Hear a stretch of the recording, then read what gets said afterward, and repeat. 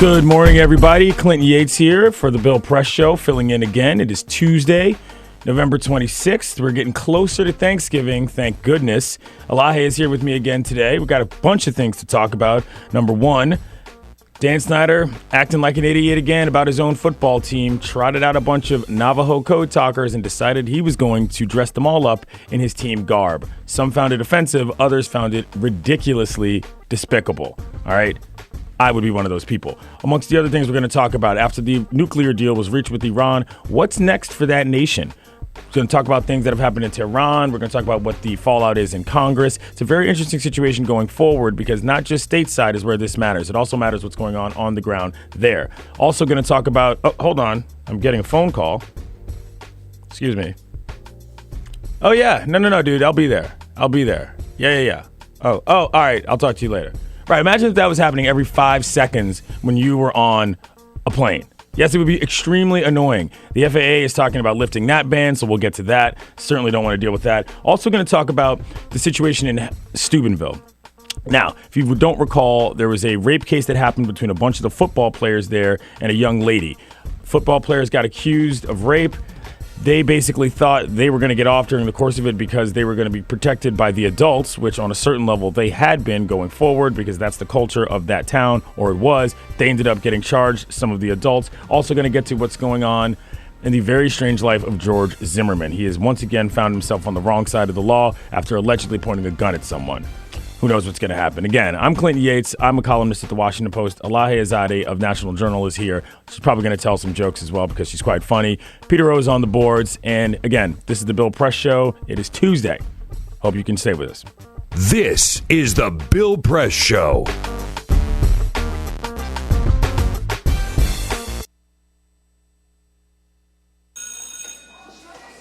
Don't look at me. Your hair's a bit frizzy today. Oh, you should pick that up. Oh, you're such a dork. Loser. Here, let me help you with that. Oops. Every day, kids witness bullying. Oh, look. Your crush is looking at you. Poor you. They want to help, but don't know how. See, no one here's gonna help you, because no one Teach likes your you. kids how to be more than a bystander. Visit stopbullying.gov. If you drive buzzed, it could cost you around $10,000. You'll face major legal fees, major fines, and steep insurance penalties. You could lose everything. Nothing kills a buzz like getting pulled over for buzz driving, because buzz driving is drunk driving. When some people struggle with their mortgage payments, they become frozen, petrified. Not knowing what to do, they do nothing. But the people who take action are far more likely to get the most positive outcome. Making home affordable is a free government program. Call now to talk one-on-one with a housing expert about the options that are right for you. Real help, real answers, right now. Here at the GED Pep Talk Center, we have pep talkers standing by to get you motivated for your GED diploma. Text the name Terry to 69222 for a sympathetic pep talk. You show people what you really are. Or for a gentle pep talk, text the name Deborah. You know you're going to make people very proud of you. And if that's not enough, text the name Danny for an extreme pep talk. Prove everyone wrong. Show them you're the boss. Get your GED pep talk and find free GED classes. Text the name of the person you want a pep talk from to 69222.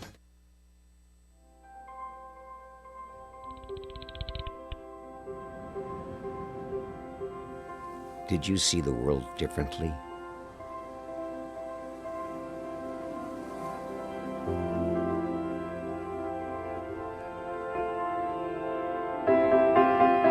Did you celebrate the victory?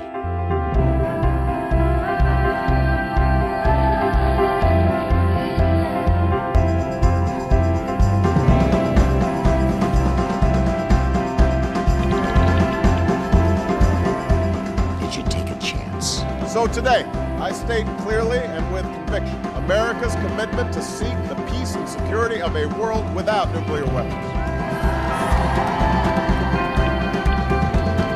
Did you stand up against our greatest threat?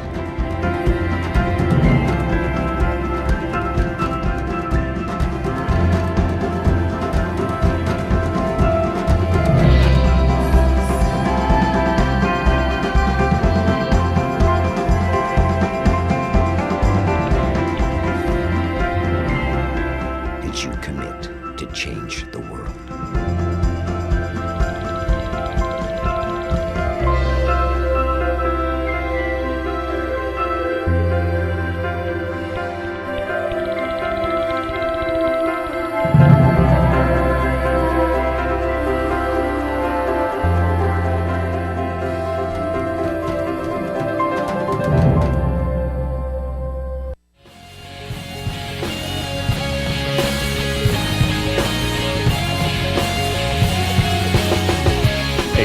On your radio, on your TV, and online. This is the Bill Press Show. Nothing lasts forever, kids, even cold November rain. It is Tuesday, November 26th. I am Clinton Yates of the Washington Post, filling in for Bill Press. This is the Bill Press Show. Thank you very much for tuning in. To my right is correspondent for National Journal and stand-up comic Elahe Izadi. How are you? Good. How are you? I'm doing great, actually. On the boards is my man Pete O.G. Pete Ogren. How are you? Good morning. Good morning. If you call us at 866-55-PRESS, which is 866-557-7377, the lovely Alicia Cruz will handle your phone calls. Hello, Alicia. And since you get to look at us and look at me, there's one guy who works harder than a lot of the others of us in this room. That's Cyprian Bolding. So thank you, Sip, for coming in this morning and making sure that we all can be seen. Man, take it easy on Sip this morning. I will. He had a late night. He had a late night. He had a working late night. He had a working late night because he was somewhere that I tried to watch on television. The city where I'm from, which is the city that we're in, the District of Columbia, has a NFL football franchise with a pretty awful name, pretty awful owner, and to boot, a pretty awful squad on a side note. But that's different. They decided they wanted to join in on the fun yesterday of honoring the Navajo Code Talkers. Now, obviously, if you know anything about history, you know about their contribution to to American society and so forth. But here's the problem.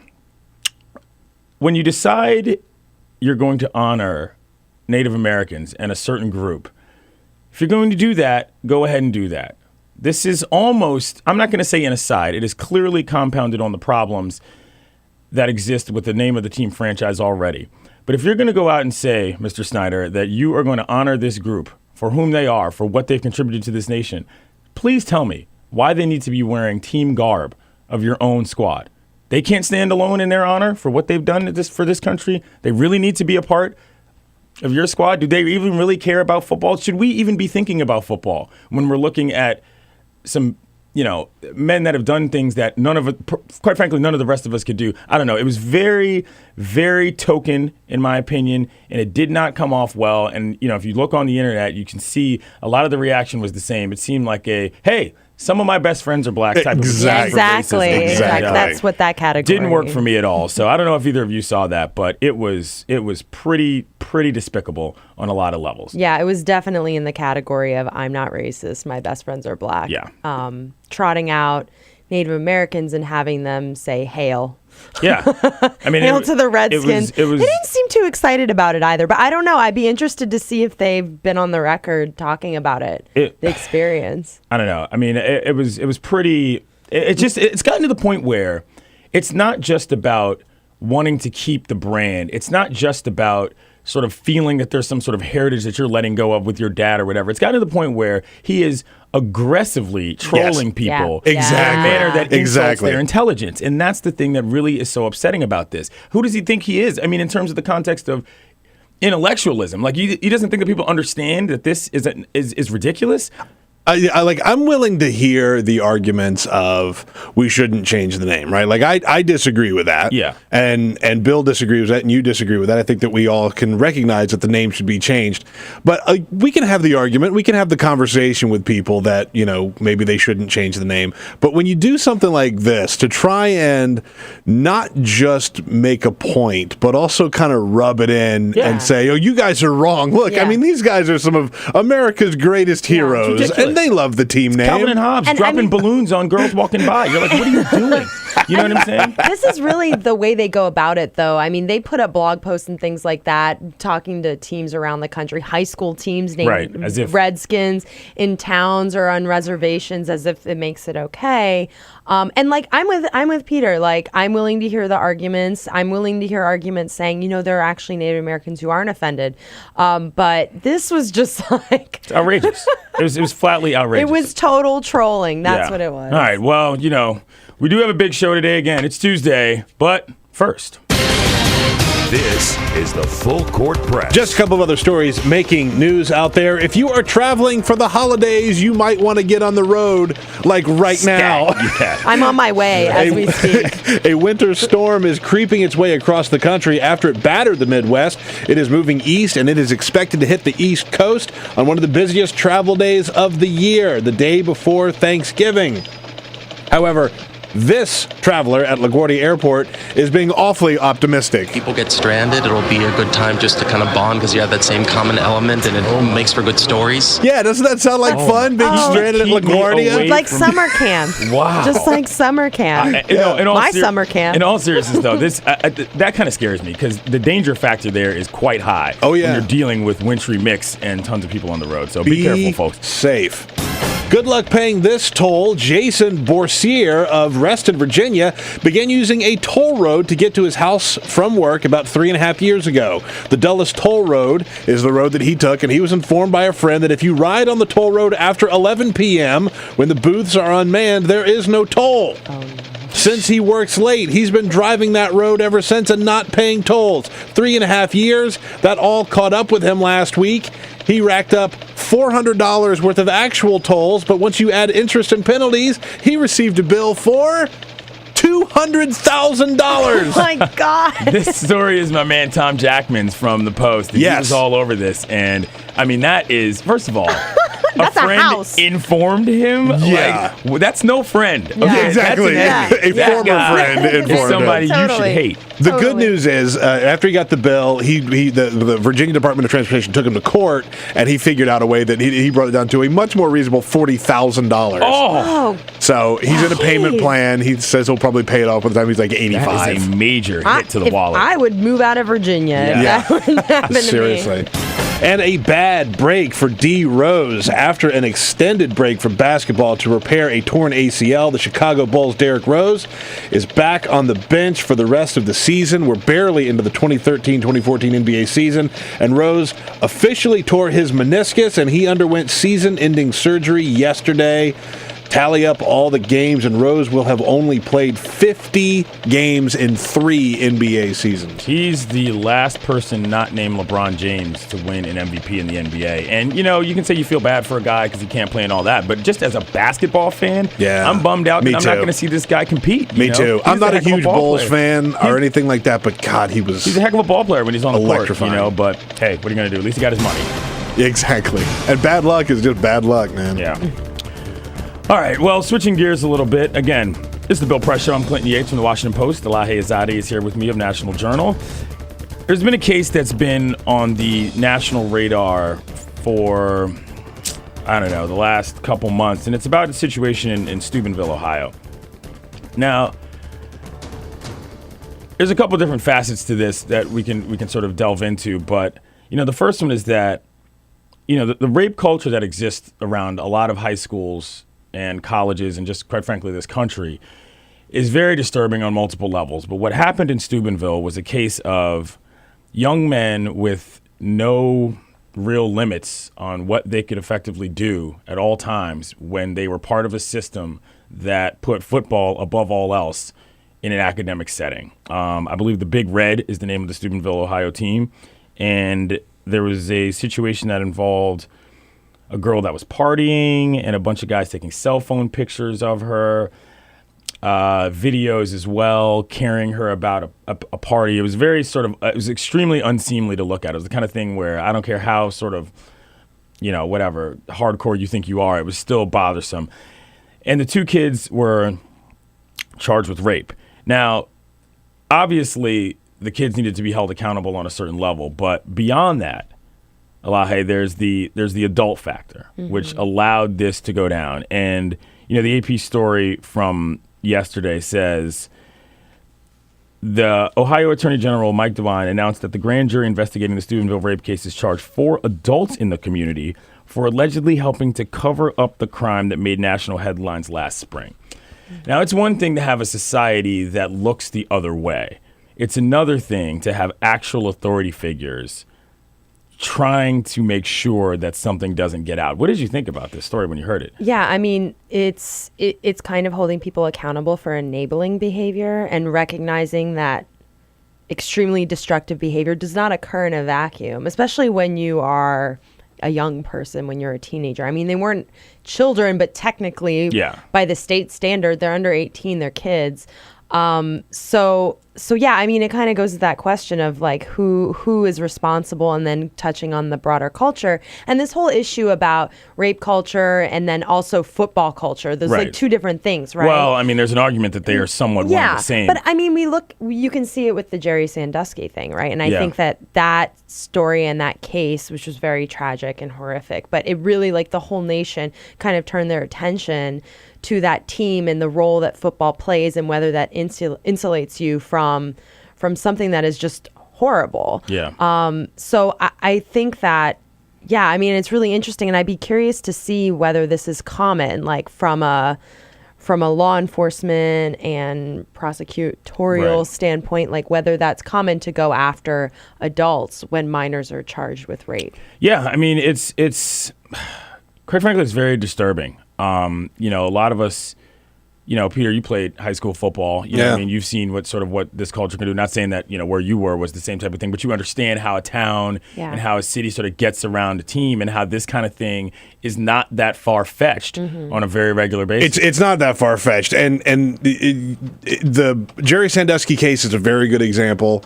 I know that there wasn't any sexual cover-up when you look at the Richie Incognito, Jonathan Martin situation. There is this sort of mentality around a lot of football players that, you've got to protect your people. You got to protect your guy, you got to rally around your guys, and you got to make sure that you're a team on the field and off the field. Right. And you're right, it insulates them from trouble. And so when you've got these young kids, and young kids do dumb things, but when you don't have an adult in charge to say, hey, you screwed up, and it's time for you to face the music. Sit your butt down. And sorry, this is going to be a hard lesson for you to learn, but you're going to have to learn it. That when you don't have an adult in control of that situation, the kids will do whatever they can get away with. Yeah. Exactly. Yeah. And so I'm totally fine with them coming down on the adults on this. You're right. 866-55-PRESS, 866-55-PRESS. That is 5577377. I'm going to keep this question slightly open-ended here. What do you think about this Steubenville rape case? Are you impressed on a certain level with the Ohio Attorney General actually charging adults in this situation? This is kind of I'm not going to say the first time I've seen this, but I mean, I can't think of the last time something like this happened and some actual adults were, the ones that were ended up getting sort of, dragged in the court, which, quite frankly, they should be. Again, 866-55-PRESS, 866-55-77377. What do you think about the Steubenville rape case? Let us know. I'm Clinton Yates. Elahe Izadi to my right. This is the Bill Press Show. We'll be right back. On your radio, on TV, and online. This is the Bill Press Show.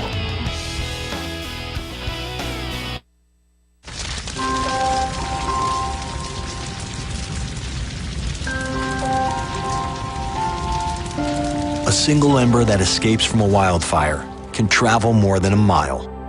That single ember can ignite and destroy your home or even your community. You can't control where that ember will land, only what happens when it does. Get Fire Adapted now at fireadapted.org. Columbine, Virginia Tech, Tucson, Aurora, Fort Hood, Oak Creek, Newtown. Newtown, Newtown. Newtown. How many more? How many more? How many more colleges? How many more classrooms? How many more movie theaters? How many more houses of faith? How many more shopping malls? How many more street corners? How many more? How many more? Enough. Enough. Enough. Enough. Demand a plan. Right now. As a mom. As a dad. As a friend. As a husband. As a wife. As an American. As an American. As an American. As a human being. For the children of Sandy Hook. Demand a plan. No more lists of names. It's not too soon. It's too late. Now is the time. Before we all know someone who loved someone on that list. No more lists. No more. Who they might have been. No more. If we had just done something yesterday. It's time. We can do better than this. We can do better than this. It's time. It's time. It's time for our leaders to act. Demand a plan. Right now. Right now. You! Demand it! Enough. Enough. Enough. Enough.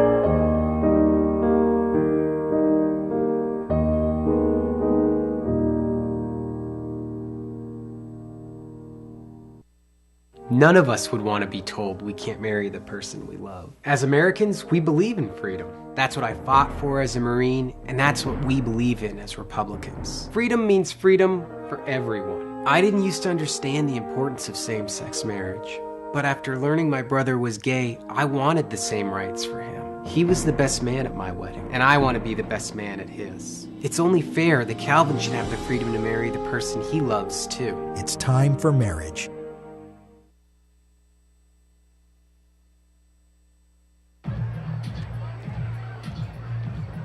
If you drive buzzed, it could cost you around $10,000. You'll face major legal fees, major fines, and steep insurance penalties. You could lose everything. Nothing kills a buzz like getting pulled over for buzz driving, because buzz driving is drunk driving. When some people struggle with their mortgage payments, they become frozen, petrified. Not knowing what to do, they do nothing. But the people who take action are far more likely to get the most positive outcome. Making home affordable is a free government program. Call now to talk one-on-one with a housing expert about the options that are right for you. Real help, real answers, right now.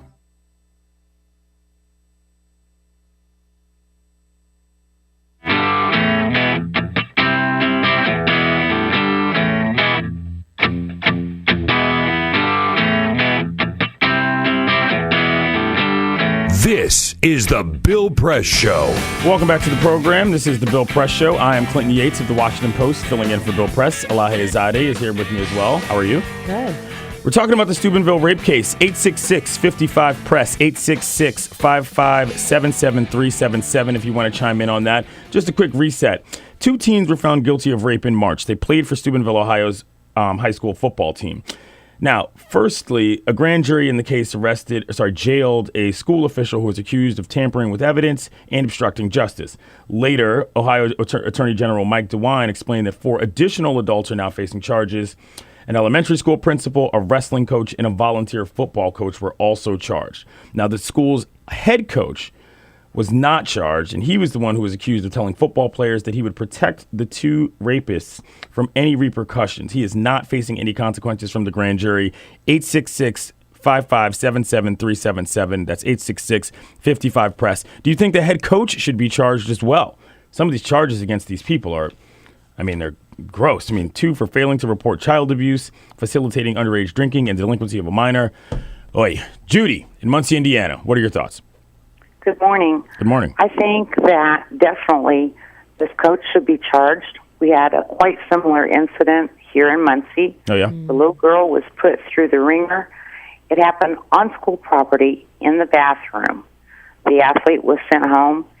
The principal was charged with failure to report child abuse as a misdemeanor, and he's appealing that.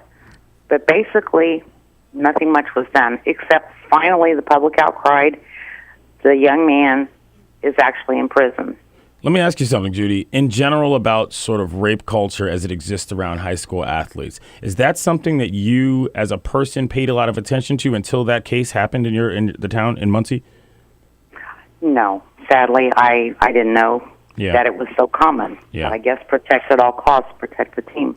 Yeah. All right. Thank you very much for the call, Judy. Appreciate it. And that's the thing. Yeah. Is that people don't even realize what's happening because it's just sort of part of boys being boys. Mm-hmm. And, this sort of varsity blues type mentality that, you do what you like because you can throw a football or whatever. And we also have to think about the message this sends to young girls in these towns who could be victimized and end up as victims because of this sort of behavior. Because I'm sure that these things happen more often and are underreported.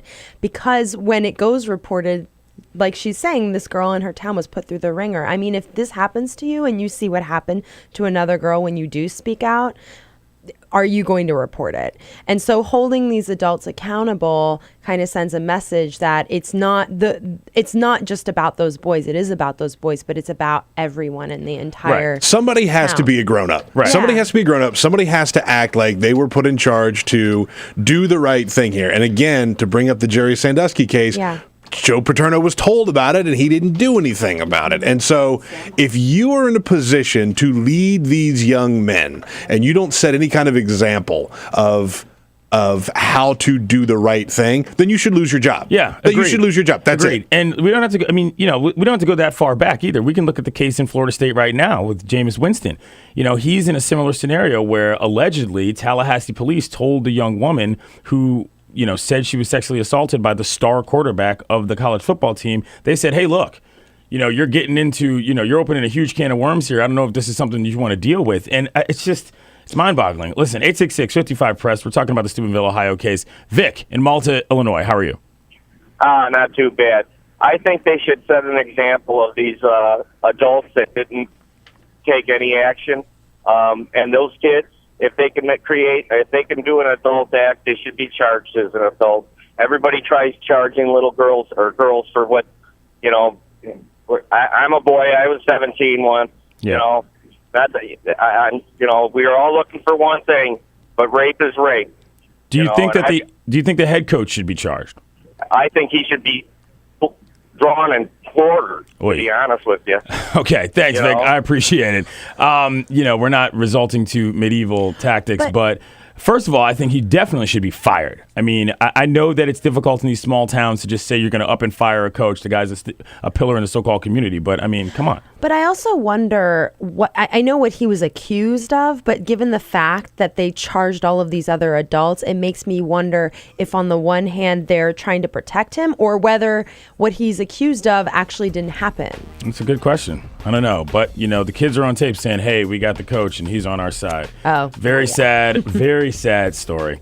I'm Clinton Yates. I work for the Washington Post. Elahe Izadi works for the National Journal, and she's also a stand-up comic. This is the Bill Press Show. We will be right back.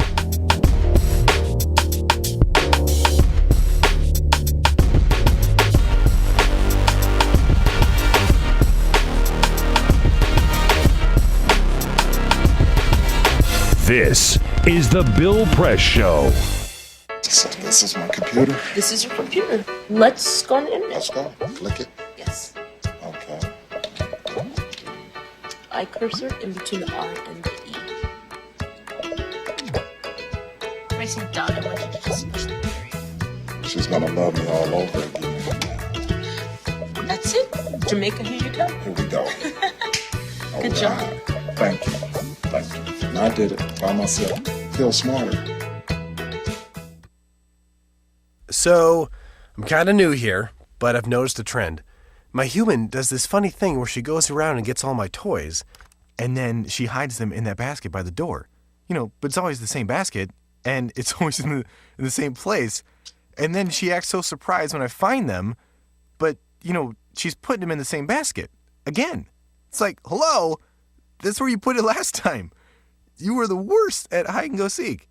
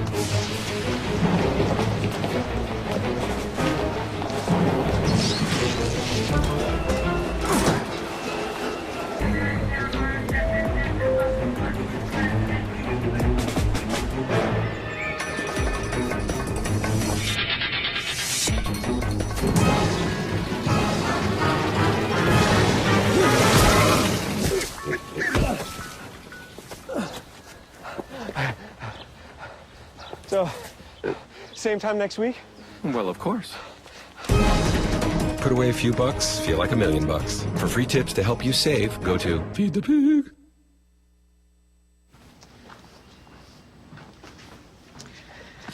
All right. I know this isn't any fun to talk about, but we should. Okay. So who's going to do what? I'll pack the dead batteries. Great.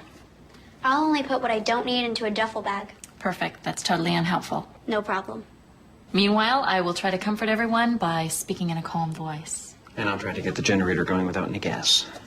Oh, let's not forget the cell phones, which probably won't work. Right. And who is going to handle supplies?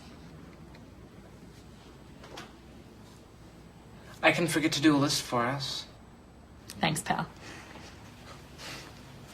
Well, I think we couldn't be any less prepared. I'm proud of you guys. Talk to your kids about who to call, where to meet, what to pack. Visit ready.gov/kids for tips and information.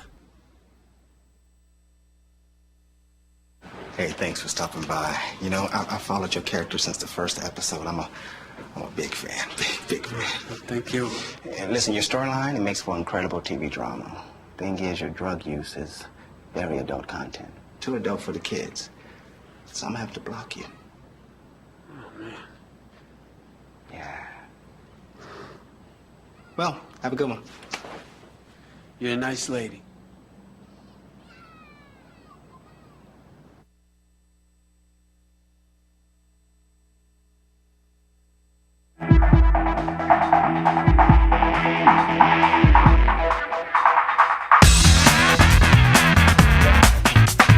On your radio, on TV, and online. This is The Bill Press Show. Welcome back to The Bill Press Show. My name is Clinton Yates. I work for the Washington Post. You can find me on Twitter at Clinton Yates. Sitting to my right is Elahe Izadi of National Journal. You can find her on Twitter. Elahe Izadi. And to my left is Huffington Post reporter Arthur Delaney. You can find him on Twitter at Arthur Delaney HP. Don't forget the HP because there's some other guy, Arthur Delaney, who is active on Twitter. So do you go by, this is a question we were discussing before you got here.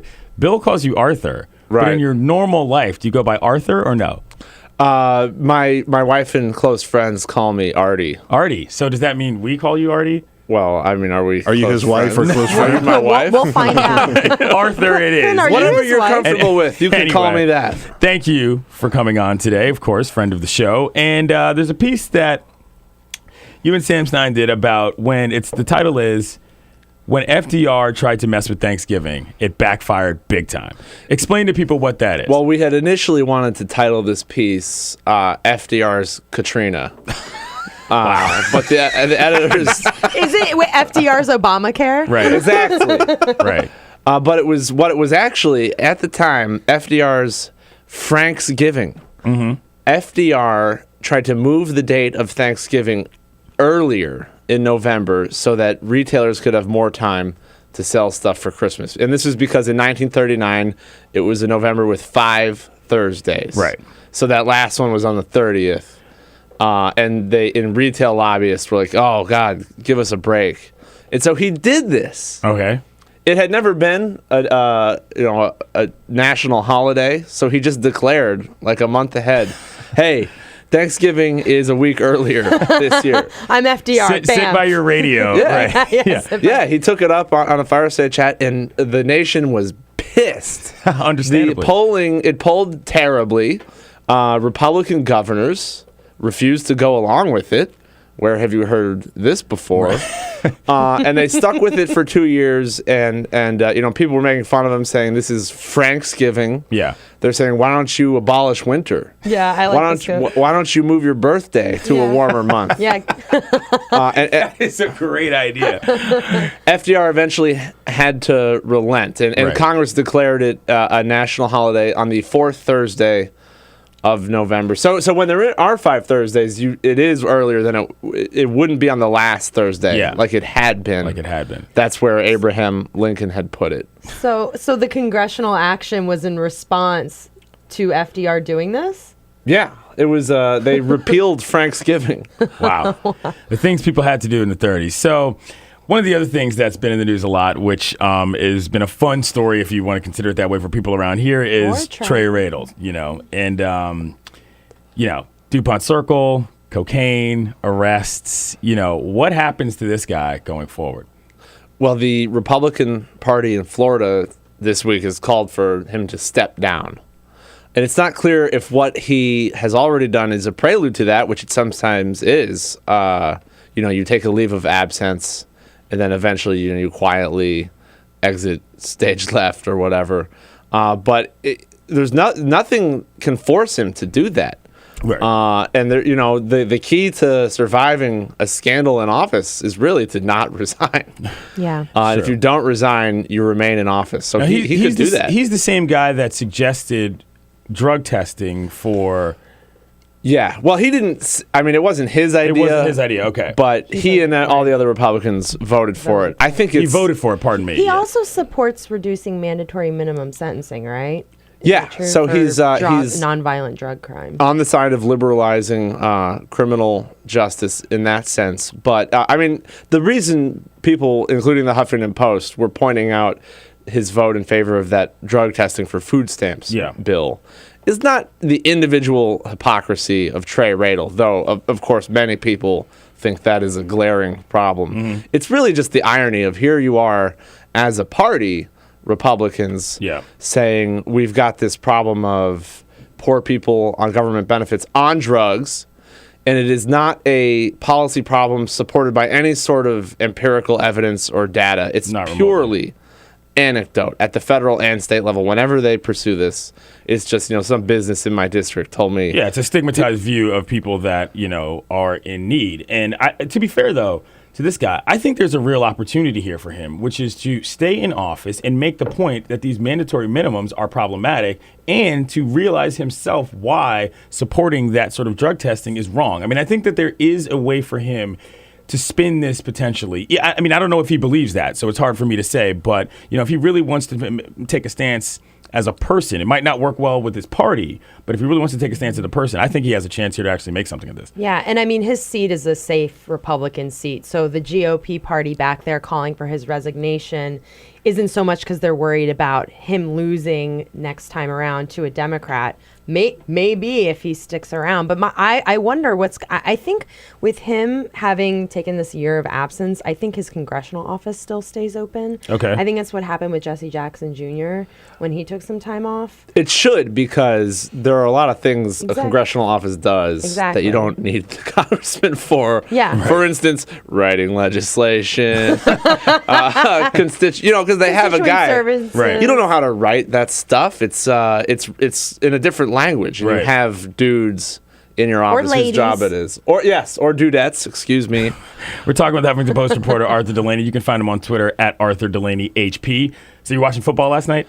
I stayed up all night watching Monday Night Football. Why does it come on so late? Who in America likes that? I have no idea. People on the West Coast. Yeah, it's to accommodate people on the West Coast because they played the 49ers, right? Well, any Monday night game starts at the same. I know nothing about football. So I was up disclosure. till it didn't end till like midnight, just about. So, and it was an atrocious disaster of a football game. You're talking about the game and not what happened at halftime.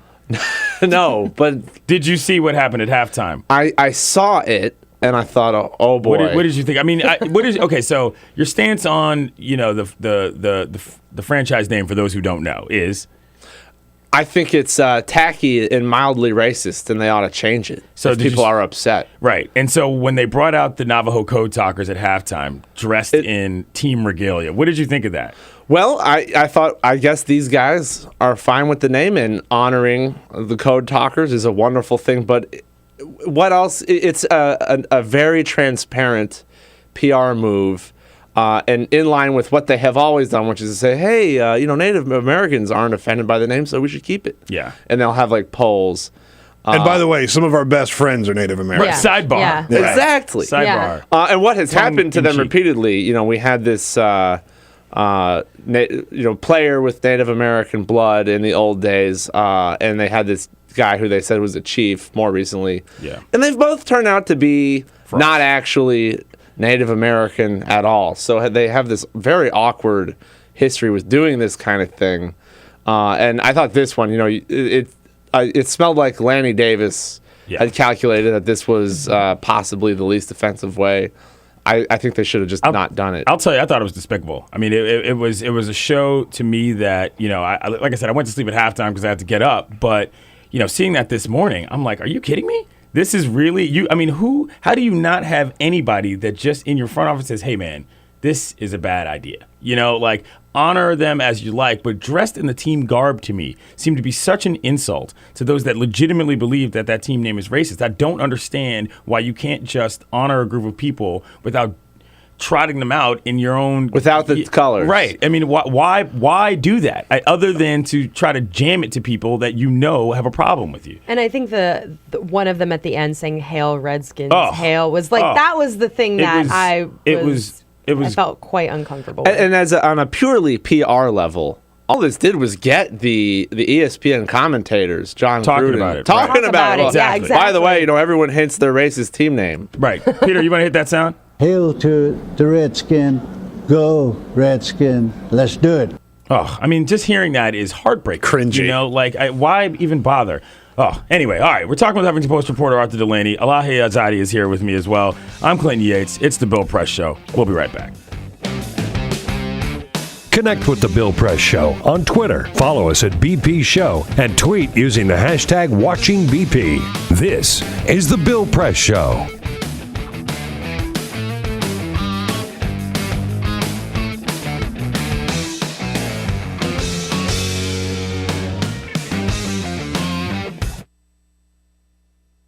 It is possible to read the history of this country as one long struggle to extend the liberties established in our Constitution to everyone in America. In other words, who, according to our laws and culture, gets to be considered a person? The law creates legal personhood, and movements create law and change culture. So, how have the courts passed laws to shape our culture? That history goes way back before Citizens United. 1819, Dartmouth College versus Woodward, Supreme Court case, turned a corporate charter from a government-granted charter to a contract. This ruling gave corporations standing within the Constitution. 1886, Santa Clara County versus Southern Pacific Railroad. Though the court did not rule on corporate personhood, the decision was subsequently cited as a precedent to hold that a private corporation is entitled to the same 14th Amendment rights of due process and equal protection as human beings. This makes it impossible for us to make laws that treat local businesses any differently than giant multinational corporations, even if their business practices are deemed to be harmful to workers, the environment and communities, or if they have a history of violating the law. Hale versus Henkel, 1906. The court granted corporations the Fourth Amendment search and seizure protection. Dodge versus Ford Motor Company, 1919. The Michigan Supreme Court says the business corporation is organized and carried on primarily for the profit of the stockholders. Stockholder primacy is established. The purpose of the corporation, according to the court, is no longer to serve the public good, as it had been.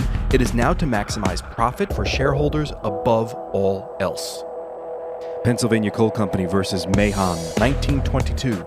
Corporations get the Fifth Amendment takings clause, meaning if you pass a regulation that impacts a corporation's ability to make a profit, that is deemed a taking, and they can sue for the right to future profits lost. This creates a chilling effect, and local and state governments become much more hesitant to pass laws in the public interest for fear that corporations can claim loss of potential profits that cities and states will be on the hook to pay.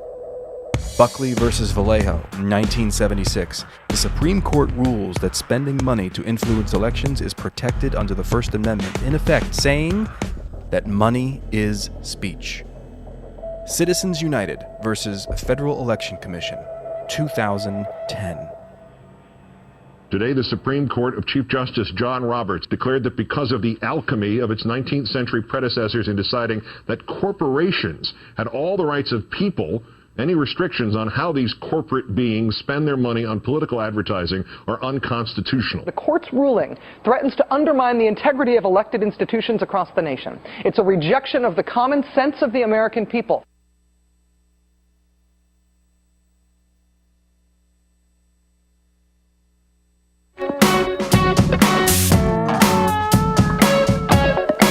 seen on Free Speech TV and online on TawkrTV. This is the Bill Press Show.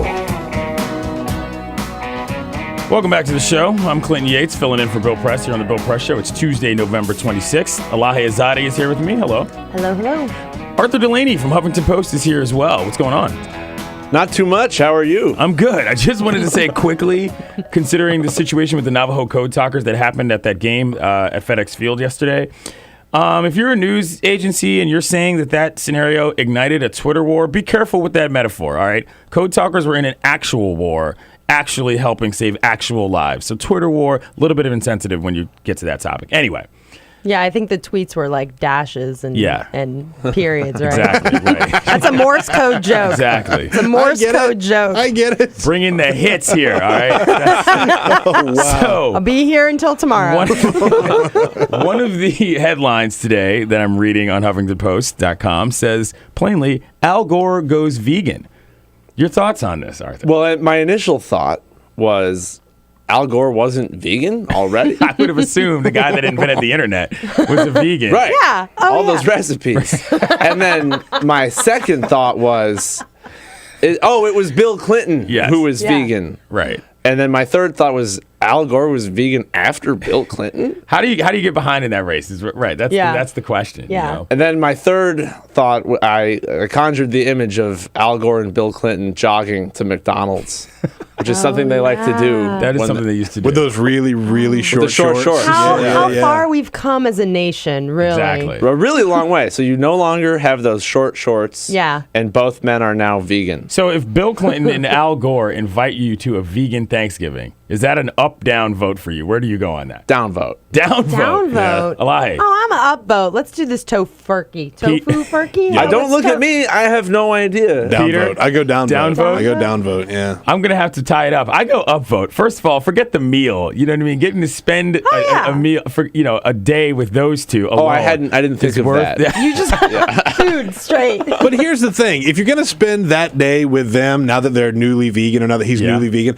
he's going to be super obnoxious about it. Yeah. Do you really think so? Yeah, I do. He is kind Have you ever met someone who decided to be vegan and not be obnoxious about it? Well, to be fair, my sister is now a vegan, and I wouldn't go so far as to say she's obnoxious about it. She's actually overly polite about it. Okay. You know what I mean? Okay. But I think that's because she knows that I don't stand for that kind of foolishness. A lot of them are evangelical about their veganism. Especially if you're going to their home. That's true. It's on their terms. Yeah. And Thanksgiving is like their Super Bowl, right? So- to prove to you that they can eat something Thanksgiving that's is just as the delicious. vegan Super That's Bowl. a strong metaphor. I like that. I'm right going on there. the So they would record. be. So you mean the stakes would be so high that they would make great food? Yeah. Exactly. I you don't would- come incorrect No. on Thanksgiving. Absolutely. I That's changed my vote to an up vote. All right, we have a resolution. Okay, I still say down, I but would lose. insist as long as there's some gluten in the house. Oh, yeah. We can't go both. Oh my God! No, vegan. double whammy: vegan and gluten free. There better be some refined sugar up in there. Yeah. That's all I got to say. Speaking of Thanksgiving, we've been asking everybody who's coming in all week what their plans are. What are your plans for Thanksgiving, Arthur? We're hosting. Okay. Here in D.C. And we are going to deep fry our turkey. Okay, so let's rewind. What kind of guest list numbers are we talking about here? We're gonna have like 10 or 12 people. Okay. So do you have a dedicated fryer watcher? Yeah, you have to. You got to be Or careful. that thing will burn your house down. Yeah. Is that person you? Yes. Have you deep fried a turkey before? We practiced on Sunday on a chicken. How'd that go? It went pretty well. We misjudged the oil displacement because we put the chicken in water to see how much it would displace, but it was still in this like wrapper. Okay. So when we put it in the hot oil, like, oh no, all the oil is going into the chicken. So it was sticking out of the top of the oil, and we had to repeatedly flip it over. That's better than the alternative, though, which is burning my house down. Yeah, which is too much, right? But I must say, if you have the space for this, but you need a little outside space and a. What kind of yard are you dealing with? I mean, do you have a big yard? We're in a 4-unit apartment building. We have a pretty big yard with bricks. Because this is an outdoor activity. Yeah. Oh, obviously. Yes. Do not do this in your house. And we don't. Well, for the layman. Right. I know. And if you have a mistake and oil splatters and it gets near what this is a burner holding up a huge pot. Right. And if oil gets near that flame, it really does explode. Yeah. Like it's a fireball. And You've all this seen the on videos. YouTube. Yeah, you can YouTube this. Yeah. So how serious do you consider your precaution level? Are you one of these guys that's like, I'm relatively responsible. I'm just going to go with the I'm not drinking, so I won't blow it up. Oh, setup, please. No. or do you go full blown hazmat, like, get out of the zone? Because that's I would one say of my, we were three quarters blown. We got the apartment building's fire extinguisher and put it next to the beer. Good That's move. very responsible. Hold my beer while I dunk this giant bird in hot oil. I think that's very responsible. Yeah. And honestly, it didn't. We took all these precautions. We had our mitts on, and lowered the bird using the dingle dangle into the hot oil, and it went fine. It took only like 30 minutes for this chicken, smaller than a turkey. Really? And it was delicious. Yeah, they're good. Those mitts aren't going to do you a lot of good if that screeching hot oil gets out of that thing. Other than How long has the deep frying a turkey thing been a thing? I was talking to my mother, and she was mortified that we were doing this. She's like, "Oh God, no!" My uncle does this, and he sets it up sort of at the edge of the driveway in the garage, and it's like it's a one in, one out system. Like you can't get anywhere near it unless he has approved you on a list. It's not like hey, I got this, it's off in the distance. He's like, no, everybody stay way away. I don't want any stupid accidents or anything like that. And I think it's a smart move. Is this the most dangerous food preparation activity? Like, That is there happens in any America? other? Yeah, in Yes. America. Yes. And you know that you watch TV, you see ads by insurance companies this time of year. They are sick of Get your paying feet right. for home damage because of this. So it really is dangerous, but the bird is really good. Arthur, it's great to see you. It's a good bird. Thanks for having me. Hope everything goes well on good Thanksgiving. luck with your turkey. Pray for me. That work. Arthur Delaney of the Huffington Post. You can find him on Twitter at Arthur Delaney HP. He's online at HuffingtonPost.com. I'm Clinton Yates. Elahe Izadi's here as well. We'll be back. It's the Bill Press Show. This is the Bill Press Show.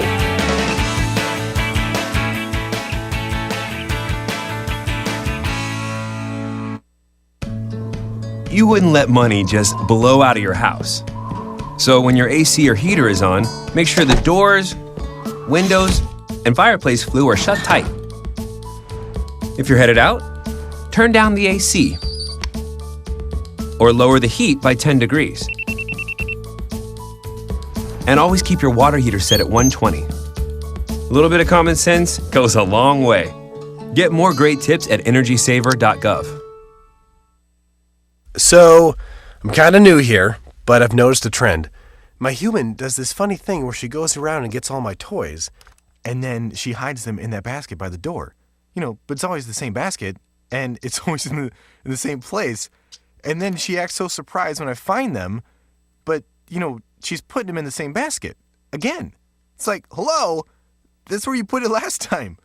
You were the worst at hide and go seek.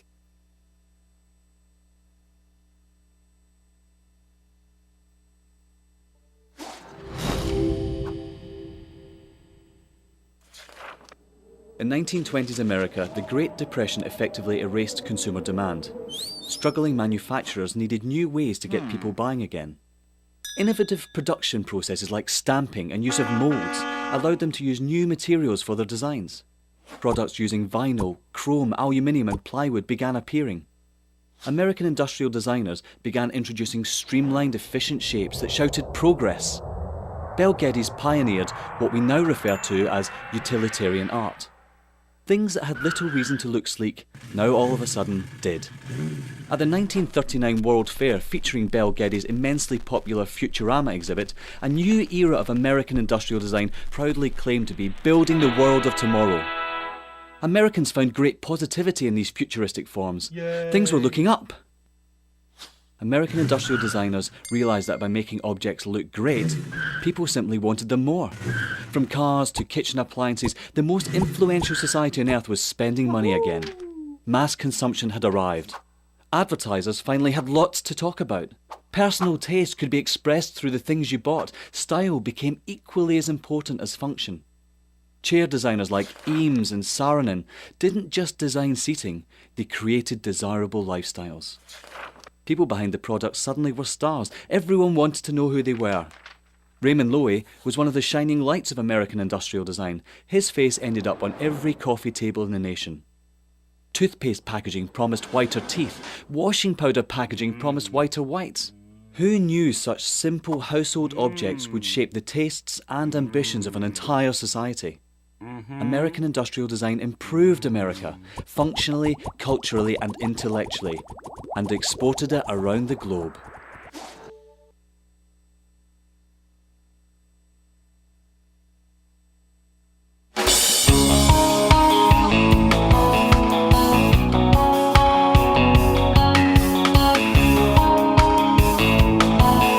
This is the Bill Press Show. Welcome back to the show. My name is Clinton Yates with the Washington Post, filling in for Bill Press here today, Tuesday, November 26th. We're talking about Thanksgiving. Elahe Izadi is here with me. What is Thanksgiving like? What was it like when you grew up, Elahe? Well, I was a Thanksgiving traditionalist in my home. So I'm Persian, and at home we would eat a lot of Persian food. So it's like stews and rice, and that rice is with every meal. Every meal. Every meal. And I would get upset growing up when the Thanksgiving spread would be out. You know, you got your turkey, your mashed potatoes, sweet potatoes, all that. And there would be rice there.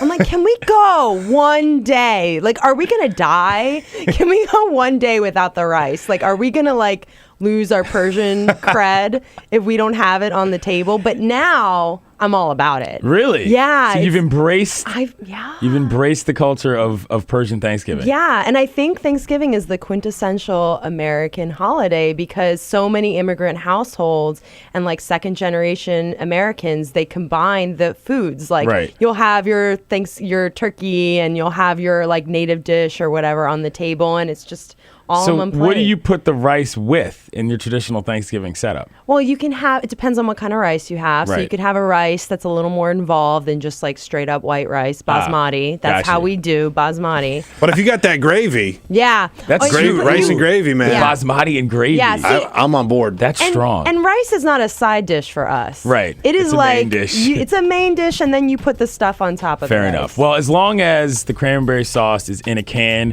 Yates is a happy man. That's how I roll. All You right. like it as a two. We'll be right back with Igor Volsky of Think Progress. It's the Bill Press Show.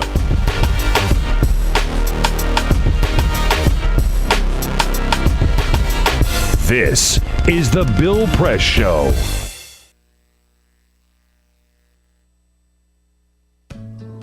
You wouldn't let money just blow out of your house. So when your AC or heater is on, make sure the doors, windows, and fireplace flue are shut tight. If you're headed out, turn down the AC or lower the heat by 10 degrees. And always keep your water heater set at 120. A little bit of common sense goes a long way. Get more great tips at energysaver.gov. So, I'm kind of new here, but I've noticed a trend. My human does this funny thing where she goes around and gets all my toys, and then she hides them in that basket by the door. You know, but it's always the same basket, and it's always in the same place. And then she acts so surprised when I find them, but, you know, she's putting them in the same basket. Again. It's like, hello, that's where you put it last time. You were the worst at hide and go seek.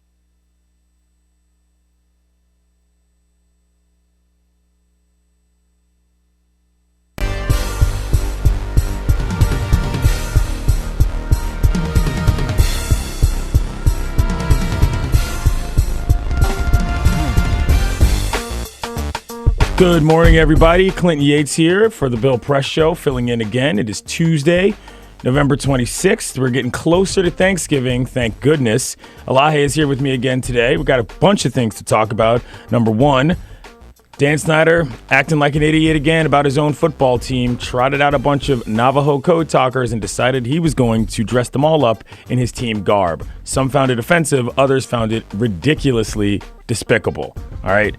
I would be one of those people. Amongst the other things we're going to talk about, after the nuclear deal was reached with Iran, what's next for that nation? We're going to talk about things that have happened in Tehran. We're going to talk about what the fallout is in Congress. It's a very interesting situation going forward because not just stateside is where this matters. It also matters what's going on the ground there. Also going to talk about, hold on. I'm getting a phone call. Excuse me. Oh, yeah. No, dude. I'll be there. Yeah. Oh, all right. I'll talk to you later. Right. Imagine if that was happening every 5 seconds when you were on a plane. Yes, it would be extremely annoying. The FAA is talking about lifting that ban, so we'll get to that. Certainly don't want to deal with that. Also going to talk about the situation in Stubenville. Now, if you don't recall, there was a rape case that happened between a bunch of the football players there and a young lady. Football players got accused of rape. They basically thought they were going to get off during the course of it because they were going to be protected by the adults, which on a certain level they had been going forward because that's the culture of that town, or it was. They ended up getting charged, some of the adults. Also going to get to what's going on in the very strange life of George Zimmerman. He has once again found himself on the wrong side of the law after allegedly pointing a gun at someone. Who knows what's going to happen? Again, I'm Clinton Yates. I'm a columnist at the Washington Post. Elahe Izadi of National Journal is here. She's probably going to tell some jokes as well because she's quite funny. Peter O is on the boards. And again, this is the Bill Press Show. It is Tuesday. Hope you can stay with us. This is the Bill Press Show.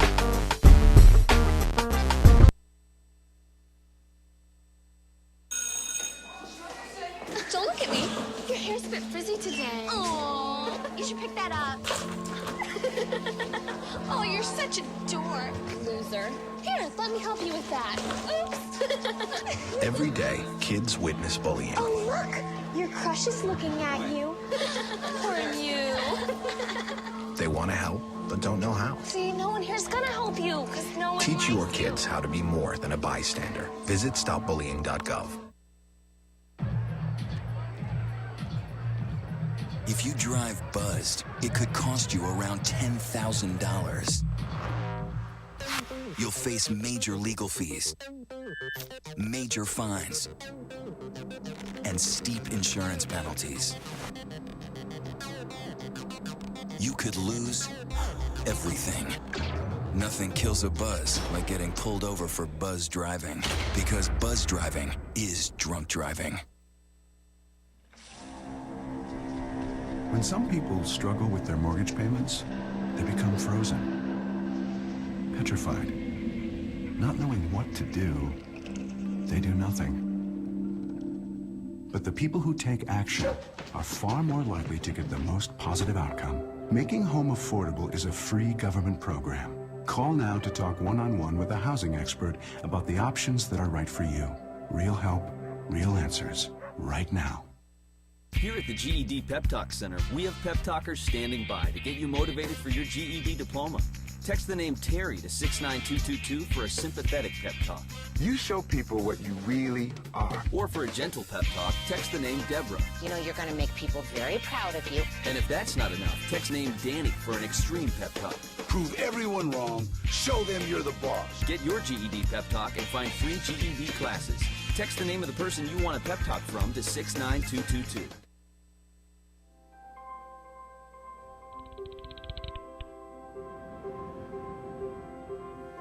Did you see the world differently?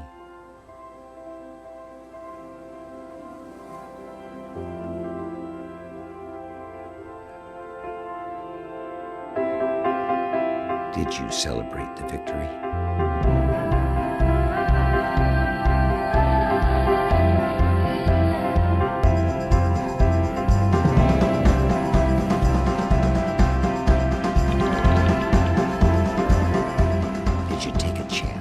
So today, I state clearly and with conviction America's commitment to seek the peace and security of a world without nuclear weapons.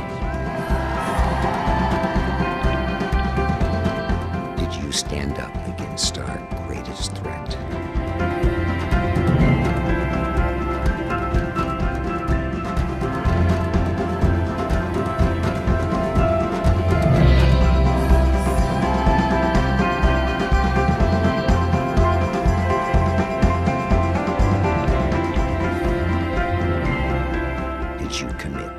Change the world.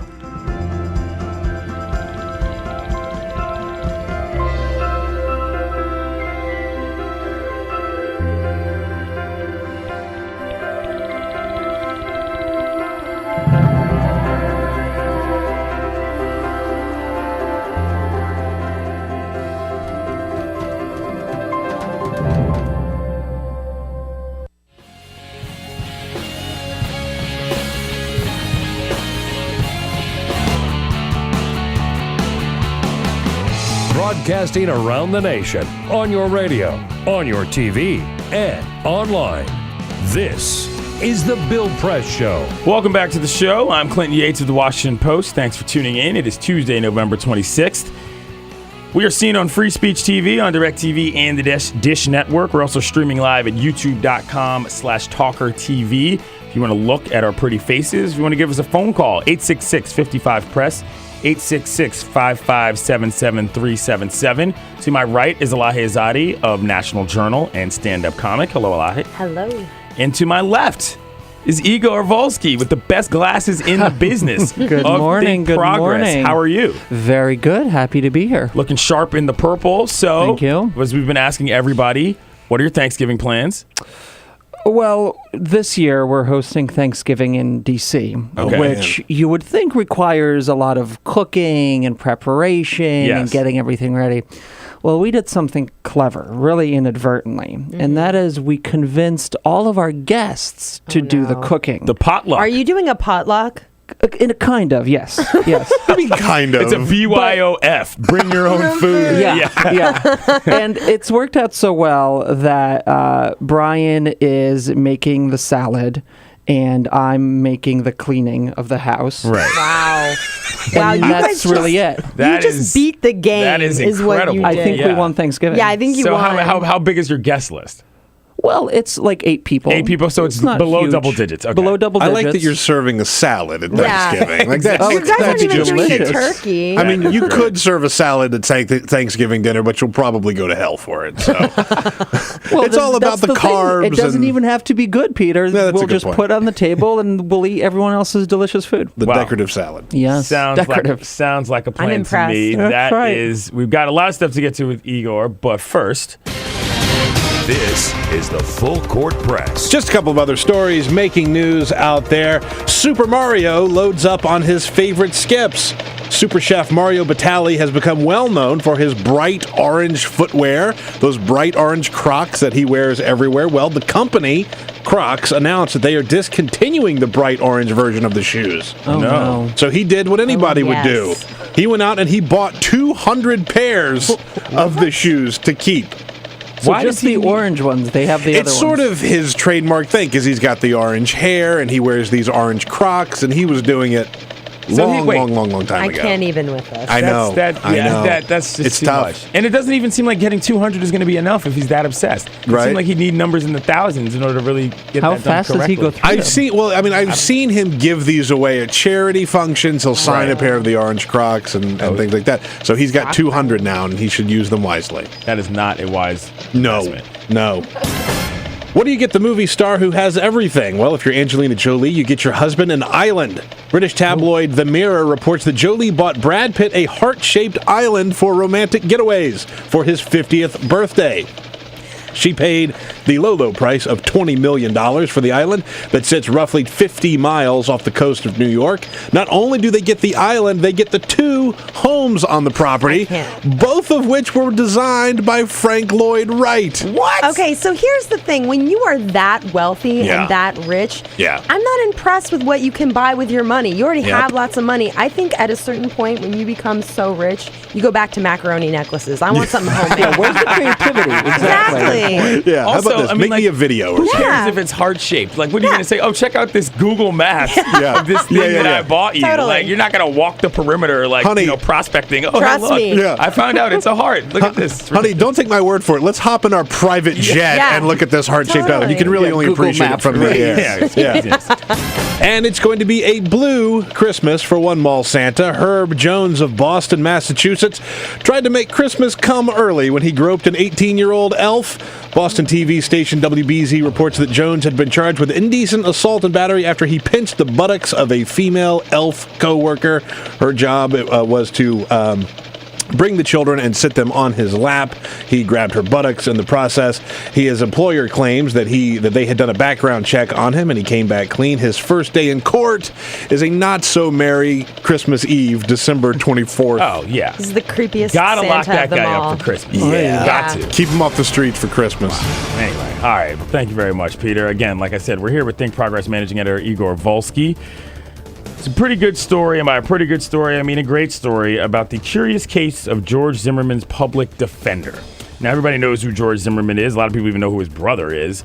But there's a sort of strange tie with this guy, Jeff Dowdy. Explain to people what this is. Well, it's bizarre because now that Mr. Zimmerman is in court again, facing new charges, he has new lawyers. His Blockbuster lawyer said after his first arrest with his wife, he's no longer representing him. And so Zimmerman, who I think has $169 to his name and no bank account, and is $2.5 million in debt. How is that possible after all of those fundraising efforts and all that? Weren't people trying to give this guy money hand over fist? Well, I keep saying just sell some of your guns and you'll have more money. I mean, you must have stockpiles. Very good That's point. What your supporters got you. So he has two public defenders in his latest case, the girlfriend who's accusing him of harassment. And so... which is, in itself normal. But what's unique here is that one of his lawyers, Jeff, was the lawyer for his brother during the entire Zimmerman saga, was a big supporter of the Zimmerman cause, appeared on conservative radio shows to promote Zimmerman. And let me name a couple of those please. shows right now, one of which was called Armed American Radio, a fringe show produced by the United States Concealed Carry Association, which is frightening on every level, but proceed, please. Yes.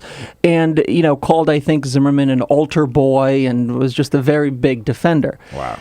And it just so happened, coincidentally, that a couple of weeks before Zimmerman found himself in legal trouble, Jeff Dowdy left his firm and joined the public defender's office in the very district where Zimmerman got in trouble. And to head it up, right? To head it up, and is now heading the entire public defender's office. And typically, the head of the office doesn't deal in specific cases, or at least gets to pick and choose which cases he wants to work on, and works on murders or kind of very big profile cases. But in this case, it looks like Jeff Dowdy assigned himself to this case. And Zimmerman was in a situation where he had a public defender who was kind of your normal run-of-the-mill public defender. And then this guy who was a big Zimmerman proponent, very experienced lawyer, the head of the entire department. A family friend on a certain level. Working on his behalf.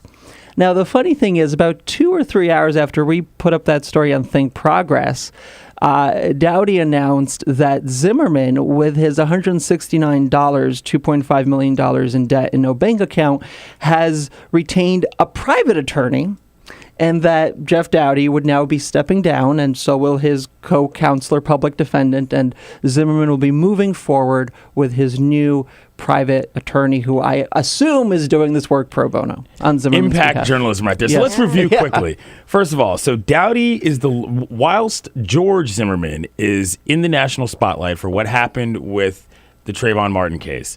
First of all, his brother, Robert, for what reason does his brother even have a lawyer? Robert was a big advocate for his brother, was on TV all the time. Why did he need a lawyer? I think kind of guiding him and helping him and advising him. That was weird. So he's I mean, I have a lawyer just to be on the show. Right. Yeah. So I I do too. What are you doing, He's Clayton? the lawyer. I'm representing myself. You see that? I'm representing myself. So he's the lawyer for Robert during the George incident. Yes. He conveniently finds himself in a position to help George when George gets into more stuff most recently. When he decides to do that, you guys publish a story and then he steps down. Well, yes, that's a very good way to present it. I mean, is that? Yeah, you should speak to our donors and just in that sequence. I mean, listen, not to be too forward about it, but that seems like, that's an awfully strange timeline. It's a strange timeline, and it's strange that he would go with someone else, given the history with Jeff and the fact that he clearly was impactful in the past and worked with Robert and kind of helped them. Because, I think coming out of, and this kind of speaks to the effectiveness of the entire Zimmerman mystique, coming out out of the trial, I think there was a sense, I mean, certainly in that jury room, after we heard from the jurors, there was that sense that maybe George Zimmerman wasn't an altar boy, but he was a man who, who had to defend himself, a man who, didn't have kind of a racist bone in his body and found himself in a tough situation. Throwback kind of guy. Who likes whatever, I mean, now since then, we've discovered with all these new incidents that that's really not the case. Not at all. Not at all. But the effort to paint him as a victim in some regard, I think, was successful, and it was successful partly because of Robert Zimmerman and Jeff Dowdy. Right. Wild story.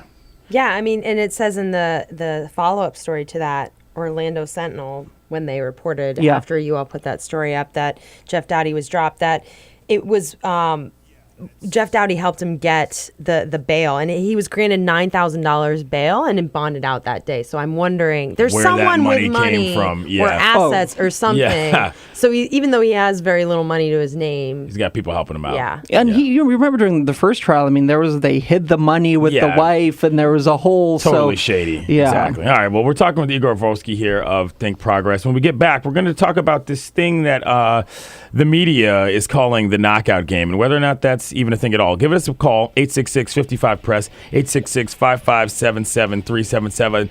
Let me know what your thoughts are on that. We really want to get into that because I have a lot to say about it. I'm Clinton Yates. She's Elahe Izadi. Igor's here as well. This is The Bill Press Show. This is The Bill Press Show.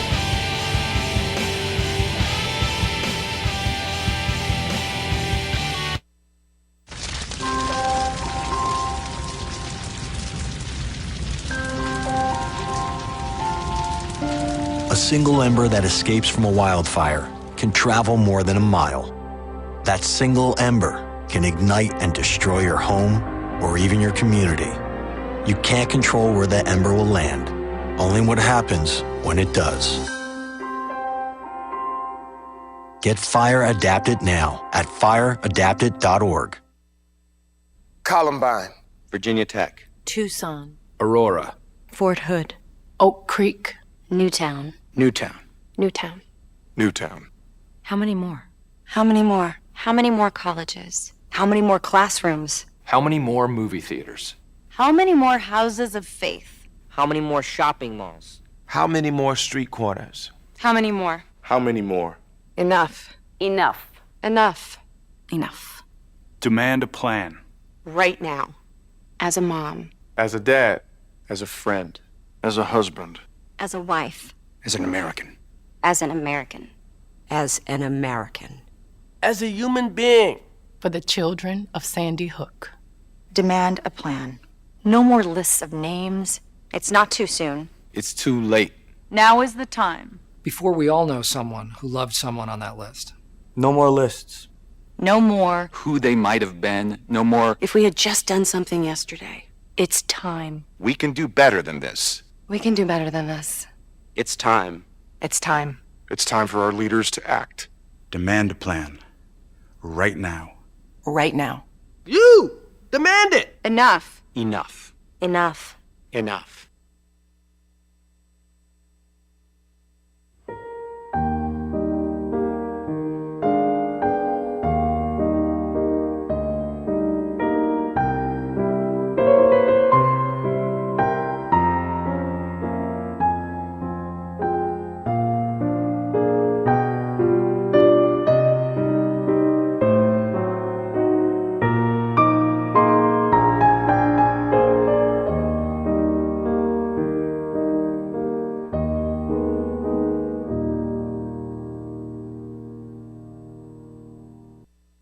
None of us would want to be told we can't marry the person we love. As Americans, we believe in freedom. That's what I fought for as a Marine, and that's what we believe in as Republicans. Freedom means freedom for everyone. I didn't used to understand the importance of same-sex marriage, but after learning my brother was gay, I wanted the same rights for him. He was the best man at my wedding, and I want to be the best man at his. It's only fair that Calvin should have the freedom to marry the person he loves, too. It's time for marriage.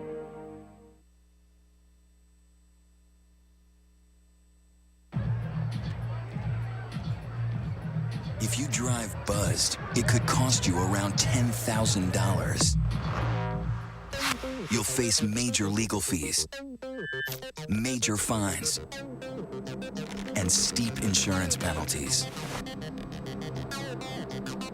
You could lose everything. Nothing kills a buzz like getting pulled over for buzz driving, because buzz driving is drunk driving. When some people struggle with their mortgage payments, they become frozen, petrified. Not knowing what to do, they do nothing. But the people who take action are far more likely to get the most positive outcome. Making home affordable is a free government program. Call now to talk one-on-one with a housing expert about the options that are right for you. Real help, real answers, right now.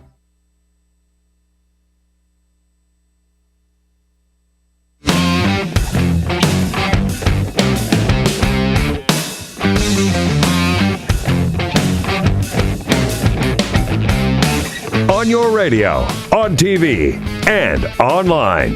This is The Bill Press Show. Welcome back to the program. My name is Clinton Yates of the Washington Post.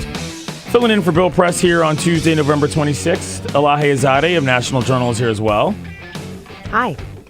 Igor Volsky of Think Progress is here as well. How goes it, Igor? Hello, very good. 866-55-PRESS, 866-557-7377 is our number. We're talking about the thing that the media is calling the knockout game. However, there's a little bit of a problem with this game. Some people don't even think it's real. Yeah, it's not clear if it's real. Law enforcement authorities don't really think it's real. The people who think it's real seem to want to drive a lot of traffic to their web pages. And, you know, there's this rumor. Let's just kind of clear up what it may or may not be. Right. That there are these gangs of people in what referred to as urban environments. Roving gangs of urban youth. Yes. He just did air quotes for those of you listening. Yeah, for those of you watching, you know. Yeah, you know. Who go around the streets punching people and the point is to see if you can knock out just random people on the streets. With one punch. I don't think I can. No. I mean, we'll try during the break. But Yeah. We're going to play later. Right. Yeah. You guys can take a free swing at me if you want. We're the roving. Yeah, and so, that's kind of been the craze recently, and the fear that you walk down the street, you be careful because there are these gangs that are going to knock you out and hurt you badly. Right. Yeah, I mean, I will say I used to cover crime around here, actually. And, if you're in a city, there might be some kids in a neighborhood crew. It's not totally out of for a crew of kids to do something irresponsible like that. I mean, I've seen it happen before. Yeah. But the idea that we don't know whether this thing is real or not is real. Are we really asking the police to go after something whether they know it's real or not? There are plenty of real things happening that they could be spending their time on. Right. And a lot of this is fueled off of this one particular video that shows, it's from Pittsburgh, I believe, that shows I guess he's a music teacher, Peter, getting knocked out. And the kids are sort of laughing at him anyway. His name is James Adelsberger, and here's what he had to say. I think the thing that gets me is when kids laugh about it, they jeer about it. The kids on my video walked away laughing and sneering. Some of the kids I've seen in the media are laughing about it, that it's the knockdown game, haha, it's funny. That's a sad thing. Yeah, well, I agree with him on that, but they also talked to one of the kids that was apparently involved in that altercation. I was just trying to show off to my friends. Do you feel guilty? Do you feel embarrassed? Of course. Feel guilty and embarrassed. Ashamed. Well, I think the point is it's not some coordinated secret campaign orchestrated by the Knockout King somewhere. Exactly. There are maybe random instances. That's a great video game back in the day. Totally, man. Really? No, I'm making that up. Because Christmas is coming up. That's true, right. Yeah, exactly. But, there might be random instances of a group of kids knocking folks out somewhere. And we looked kind of just try to see what the origin of this is.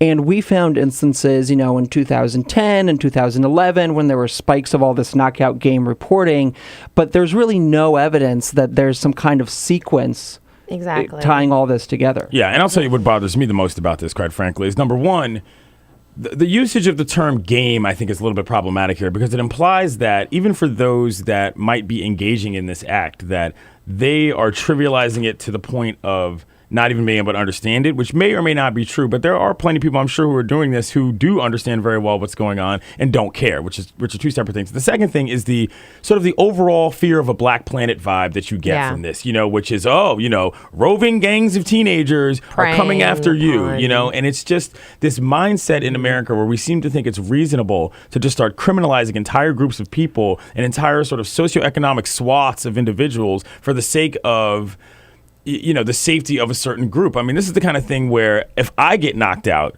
walking down the street, is it the knockout game? Is it the knockout game or is it black on black crime? I mean, what is it? You know what I mean? This is a serious thing, but when white women on their bikes, start getting knocked out, all of a sudden America takes notice and it's a big national epidemic. And I'm not saying that anybody deserves to get simply assaulted. Obviously, that is the core issue. But again, it's the matter of perception there is extremely important. That's something I think you have to take into account. And in some publications, it's called polar bear hunting. Right. Which, of course, has its own racial implication as well. No, it's just, and it's, I implore people to sort of think about why they care about this. And the reason why I say that is because, if you want to look at the root of this issue, beyond just obviously people going to jail for hurting other people, it's if we're really at a point in our society where the differences of how we look at each other cannot be understood in any way other than expressing violence, which is part of the problem, that we really need to reassess what's going on here. I mean, and this is the kind of thing that really, really bothers me, which is that people are so willing to just say, oh, look,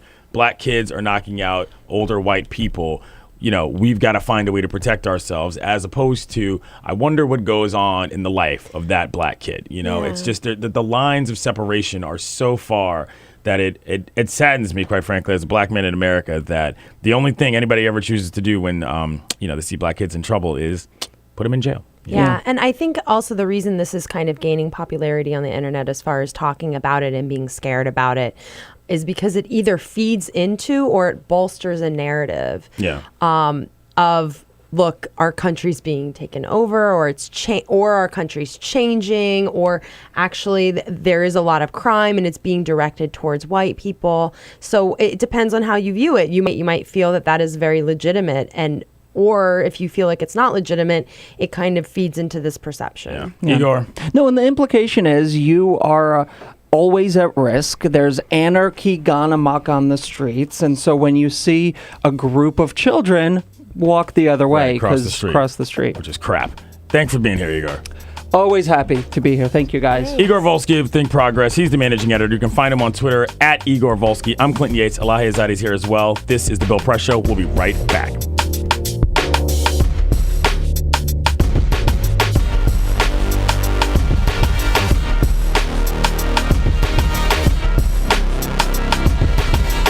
This is The Bill Press Show. This is my computer. This is your computer. Let's go on the internet. Let's go. Click it. Yes. Okay. I cursor in between the R and the E. Pressing dot, I want you to just push the period. She's gonna love me all over again. That's it. Jamaica, here you go. Here we go. Good job. Thank you. And I did it by myself. Feel smarter. So, I'm kind of new here, but I've noticed a trend. My human does this funny thing where she goes around and gets all my toys, and then she hides them in that basket by the door. But it's always the same basket, and it's always in the same place. And then she acts so surprised when I find them, but, she's putting them in the same basket. Again. It's like, hello? That's where you put it last time.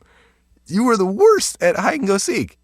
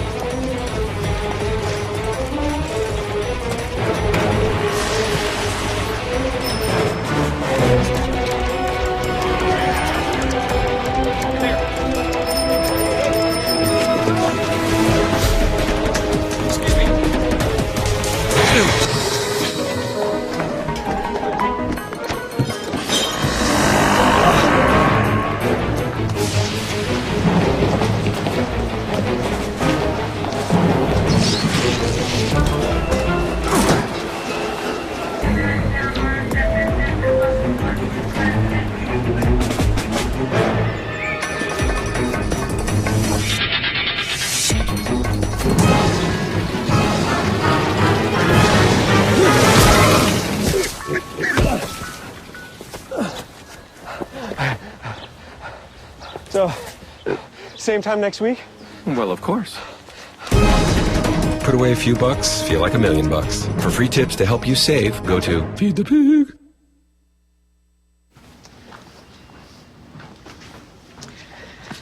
All right. I know this isn't any fun to talk about, but we should. Okay. So who's going to do what? I'll pack the dead batteries. Great. I'll only put what I don't need into a duffel bag. Perfect. That's totally unhelpful. No problem.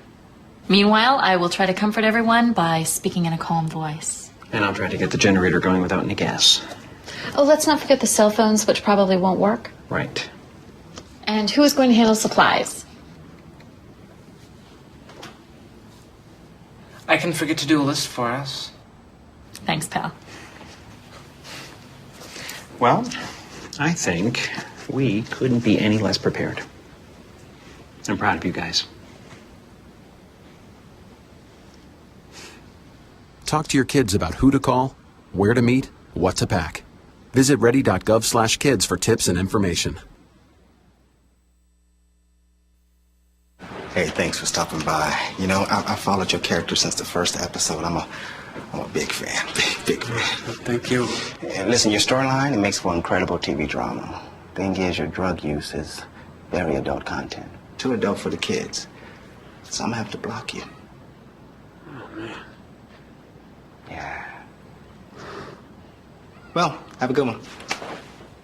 You're a nice lady.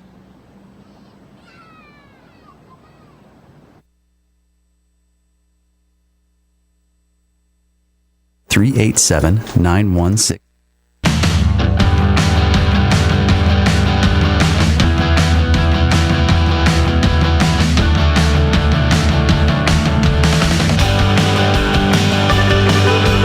This is the Bill Press Show. And I am Clinton Yates of the Washington Post. Elahe Izadi of National Journal is here with me as well. Hello. Hello. All right, folks, you all know what it is. The FCC is considering allowing cell phone use on flights. I want to get your thoughts about this. 866-55-PRESS, 866-55-77377. You can also hit us with a tweet at BP Show, or hit up Elahe at Elahe Izadi, or you can also talk to me at Clinton Yates on Twitter, and we'll read some of your comments on the air. What do you think about this? Now, data use on planes is one thing. Yes. You know, all of us, I think, you know, Peter included, it's impossible, literally impossible at this stage of the game to sit on a plane and not use a digital device. I don't use the somehow. data. Dude, there's no going back. There's no way. There is no going back. Hold on. So what do you do if you don't use an iPad or your phone in some manner at all? Oh, no, I use it, but I do it on airplane mode. Right. But I'm saying is that you're still utilizing the tool. The electronics. Right. Yes. I mean, the days of, oh, look, I've got a book. I'm going to read a novel. Right. What? I mean, you see, All right, stone tablet. You see people reading novels on planes, and you just assume that they don't even have an email address because they don't even know what's going on with the world. You know, it's very odd. But like I said, give us a call, 866-55-PRESS, 866-55-77377. How do you feel about the FCC considering allowing cell phone use on flights? I'll tell you this. I think that this is not going to be a technology problem. For a lot of years, people thought, oh, well, you know, it's not a tech issue, so why shouldn't the FCC allow it? It's not a technology issue. Nope. It doesn't matter at all. What it is a sociological issue. Yes. Now, let's say I'm sitting next to you. Think of the personal space you have on a plane. We're sitting in a room. We're relatively close together. Even when you sit at a bar next to somebody, you're relatively close together. But the personal space on a plane is almost non-existent. You have to share a good portion of it with somebody next to you at all times. It's an intimate experience. It's beyond an intimate experience. Well, I don't know about beyond. Well, I'm saying, you know, well, I'm not going to get into that. But depends on how long the flight is. Hey-o! Right, I know. Am I You know right? what I'm talking about? Yeah.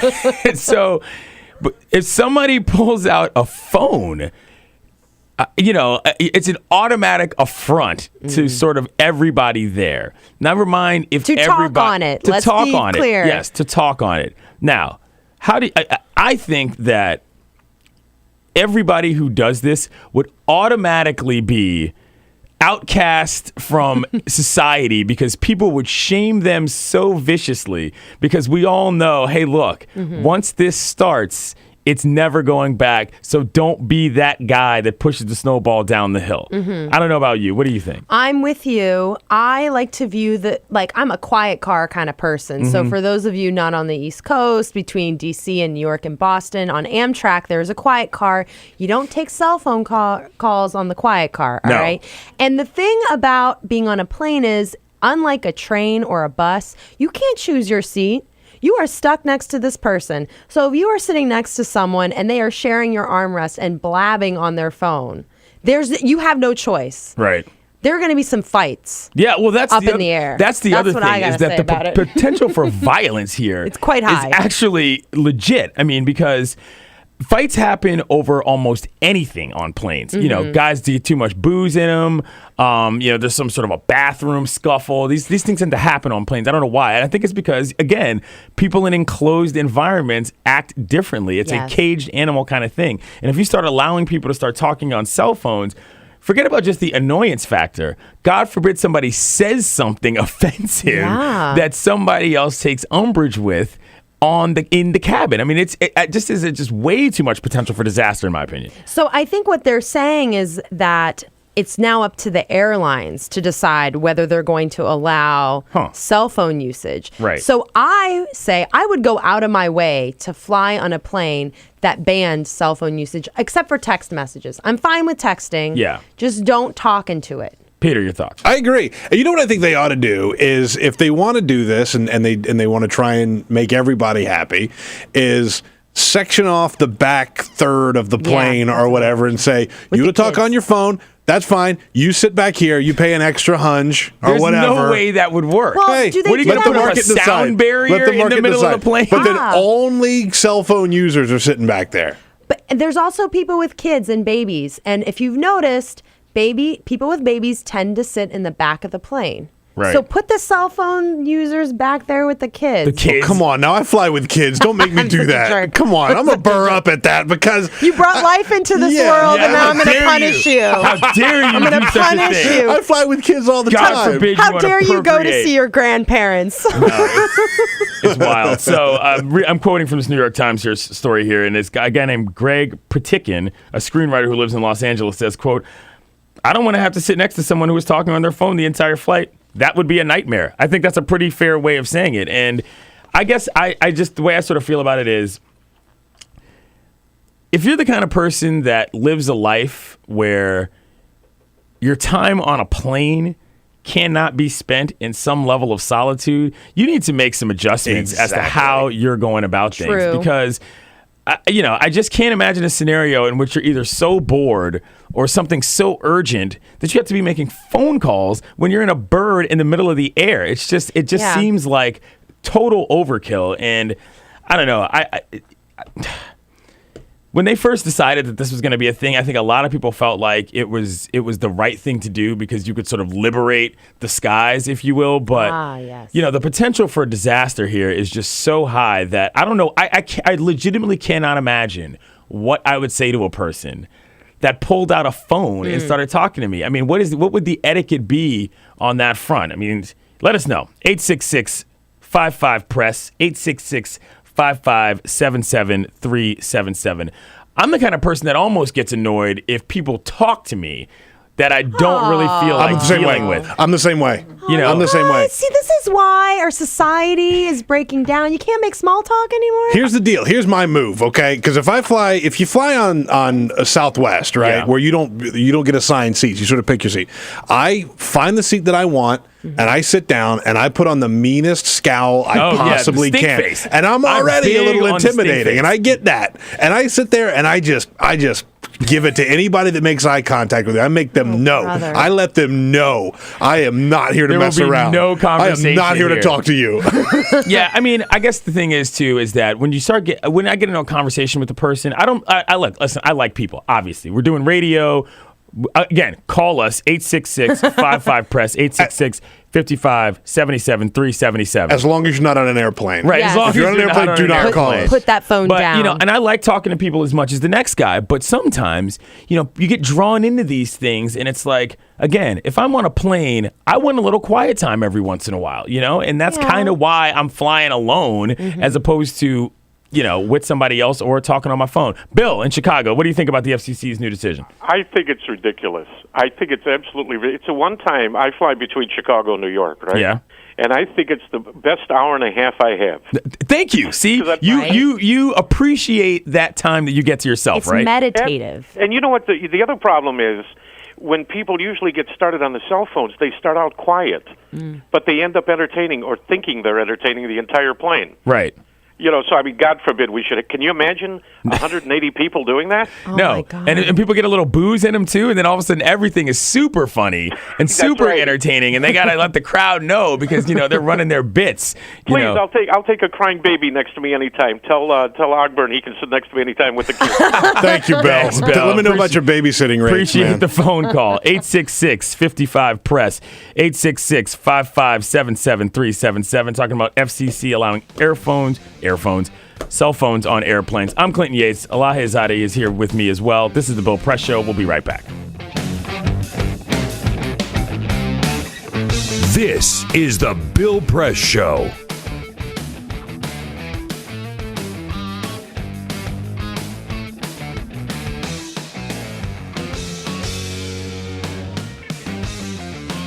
I will.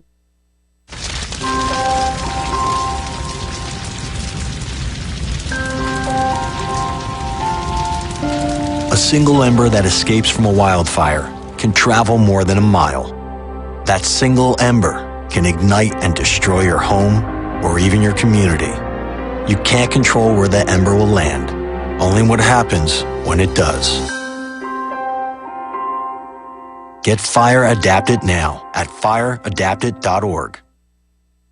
Columbine, Virginia Tech, Tucson, Aurora, Fort Hood, Oak Creek, Newtown, Newtown, Newtown, Newtown. How many more? How many more? How many more colleges? How many more classrooms? How many more movie theaters? How many more houses of faith? How many more shopping malls? How many more street corners? How many more? How many more? Enough. Enough. Enough. Enough. Demand a plan. Right now. As a mom. As a dad. As a friend. As a husband. As a wife. As an American. As an American. As an American. As a human being. For the children of Sandy Hook. Demand a plan. No more lists of names. It's not too soon. It's too late. Now is the time. Before we all know someone who loved someone on that list. No more lists. No more. Who they might have been. No more. If we had just done something yesterday. It's time. We can do better than this. We can do better than this. It's time. It's time. It's time for our leaders to act. Demand a plan. Right now. Right now. You! Demand it! Enough. Enough. Enough. Enough.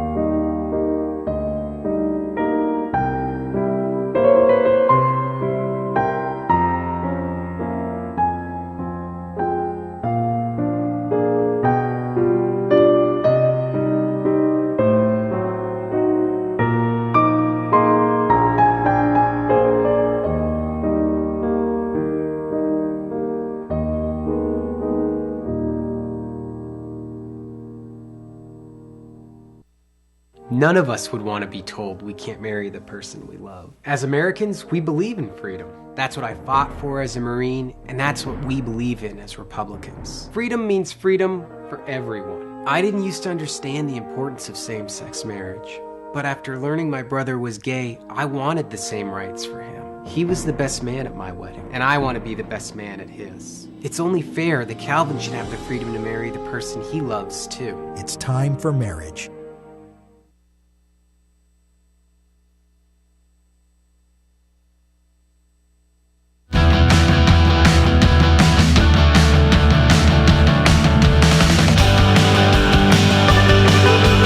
This is the Bill Press Show.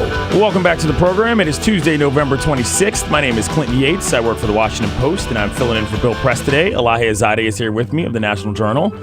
Hi, folks. We are talking about the FCC considering allowing cell phone use on flights. I'm going to read again from the New York Times story. If you want to give us a call, the number is 866-55-PRESS, 866-55-77377. Again, like I said, I'm reading from the New York Times story here. FCC to weigh allowing cell phone use on flights.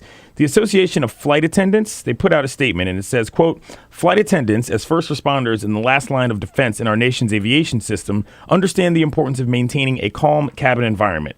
Any situation that is loud, divisive, and possibly disruptive is not only unwelcome, but also unsafe. Another factor to think about in regards to that situation. So, one more tweet I'm going to read. One guy says, DX Piper says, people are annoying enough without my having to listen to their latest medical news or dating problems. Sit and be quiet. Yeah, I feel for the flight attendants. I have a friend who's a flight attendant, and it's like, all right, if you're a waiter at a restaurant and you have a table who tips poorly, they're going to leave in like an hour and a half. You don't have to deal with them after that. If you're a flight attendant, you have to deal with them for what, like 5 hours, 6 hours? And if things go down and it gets serious, you got to save their life. That's right. Like, you're responsible for their life. Right. No, it's a good point. The other thing, the point that they hit on is it's one thing to have, if you're conducting business or something on the phone while you're on the plane, but it's almost worse if you've just got someone just making chit chat, right? Like kicking it with the home. Just how's it going? Right. Oh, hey. Oh, really, honey? The stoplight's still out up by the Costco. That's exactly. Fascinating. Not trying to hear about that. Again, let's go to the phones. 866-55-PRESS, 866-55-77377. Dwayne in Chicago, what's going on? Hey, I wanted to make a comment. I've basically said I'm not flying anymore. It's too stressful before you even get to the plane and sit down. Yeah, that's a good point. After sitting next to some guy talking about, why his girl wants to leave him, or, you already have to deal with everybody else on the plane. You never know who's on there. And just sitting next to some guy or sitting around somebody that's having a conversation that you don't want to hear isn't ideal for a flight. Definitely. Thank you, Dwayne. I appreciate that. And he's right about that. Dealing with just getting on the plane, getting to the airport, getting on the plane, and then once you get on the plane, you have more of a pressure cooker. That's just I can't even imagine. All right, one more phone call. We got Rebecca in Union, South Carolina. How you doing this morning, Rebecca? All right. Love you guys. Thank you. Bad idea. I hate when people even talk on their phones on a car ride. The next booth over in a restaurant. Yeah. Annoying. I hate it. All right. Thank you very much, Rebecca. Appreciate the phone call. I feel like what we're hearing right now is a mutiny, an uprising. Of the people of America who will refuse to fly on planes. That's what I'm saying. It's going to be Lord of the Flies when you start letting people do that. Rich in Lockport, Illinois. How you doing, Rich? Okay. How are you? Good, man. What's going on this morning? Well, I have to disagree with your position on phone calls. Okay. Because you guys are okay with texting and playing games and kids running around, Peter. I didn't say my kids ran around. I just fly with kids. They're all over the plane. Right. Yeah. Well, all over the plane. Keep them in their seat. They're fine. I have grandchildren, and I understand, they cry, and that's that. But I draw the line at using electronic devices, period. Why don't we just communicate with each other and maybe the world would be a better place? All right, fair enough. Okay, Rich, I like that. That's a throwback look on what's happening. Maybe. And on you and Peter for thinking that talking to people on planes is a faux pas, that you don't do that. Don't mess me up with that peace and love. Don't yell at me about my kids on the plane and then tell me we should be nicer to people, Rich. I'm like going both ways. Ray in Chicago. What's up, Ray? Hey, I just wanted to mention there's unintended consequences.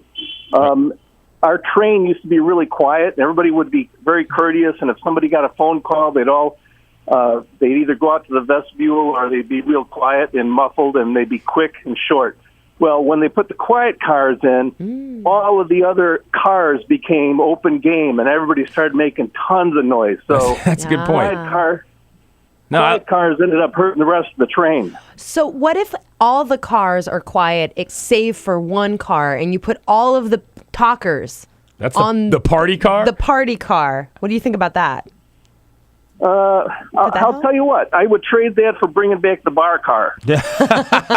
Good call, Ray. Thank you very much. All right, we got Daryl in Baraboo, Wisconsin. What's going on, man? Hi, how you guys doing? Great. How are you? Great. You know, the thing is, a couple of years ago, I rode on Amtrak, and I love riding on the train and the click of the rails and at night and sleeping. And anyway, the point is there are some people who are so addicted to using the cell phone that you cannot politely ask them not to use a cell phone. You can do it. They'll pretend they're not on it, and the next thing again they're talking on it. And this is at night when the lights are all off and everyone's trying to sleep. Yeah. The problem with the cell phone thing is it's become so addicted for a lot of people, or some people, that they can't control their behavior. Right.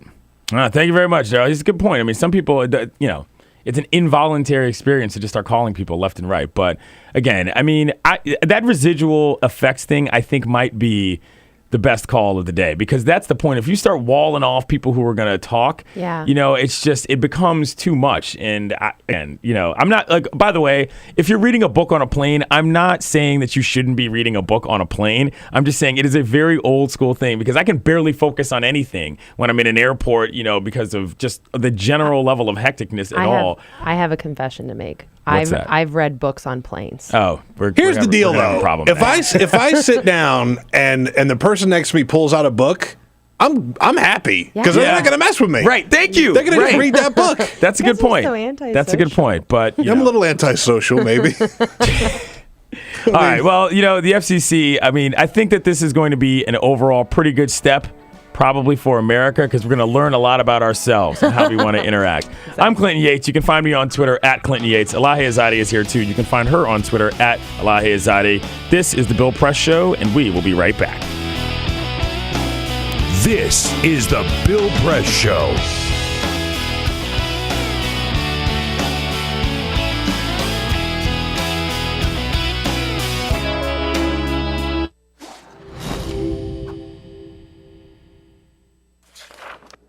In 1920s America, the Great Depression effectively erased consumer demand. Struggling manufacturers needed new ways to get people buying again.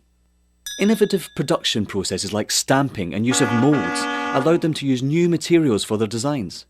Products using vinyl, chrome, aluminium and plywood began appearing. American industrial designers began introducing streamlined, efficient shapes that shouted progress. Bel Geddes pioneered what we now refer to as utilitarian art. Things that had little reason to look sleek now all of a sudden did. At the 1939 World Fair featuring Bel Geddes' immensely popular Futurama exhibit, a new era of American industrial design proudly claimed to be building the world of tomorrow. Americans found great positivity in these futuristic forms. Yay. Things were looking up. American industrial designers realised that by making objects look great, people simply wanted them more. From cars to kitchen appliances, the most influential society on earth was spending money again. Mass consumption had arrived. Advertisers finally had lots to talk about. Personal taste could be expressed through the things you bought. Style became equally as important as function. Chair designers like Eames and Saarinen didn't just design seating, they created desirable lifestyles. People behind the products suddenly were stars. Everyone wanted to know who they were. Raymond Loewy was one of the shining lights of American industrial design. His face ended up on every coffee table in the nation. Toothpaste packaging promised whiter teeth. Washing powder packaging promised whiter whites. Who knew such simple household objects would shape the tastes and ambitions of an entire society? American industrial design improved America, functionally, culturally and intellectually, and exported it around the globe. You wouldn't let money just blow out of your house. So when your AC or heater is on, make sure the doors, windows, and fireplace flue are shut tight. If you're headed out, turn down the AC or lower the heat by 10 degrees. And always keep your water heater set at 120. A little bit of common sense goes a long way. Get more great tips at energysaver.gov. So, I'm kind of new here, but I've noticed a trend. My human does this funny thing where she goes around and gets all my toys, and then she hides them in that basket by the door. You know, but it's always the same basket, and it's always in the same place. And then she acts so surprised when I find them, but, you know, she's putting them in the same basket. Again. It's like, hello, that's where you put it last time. You were the worst at hide and go seek.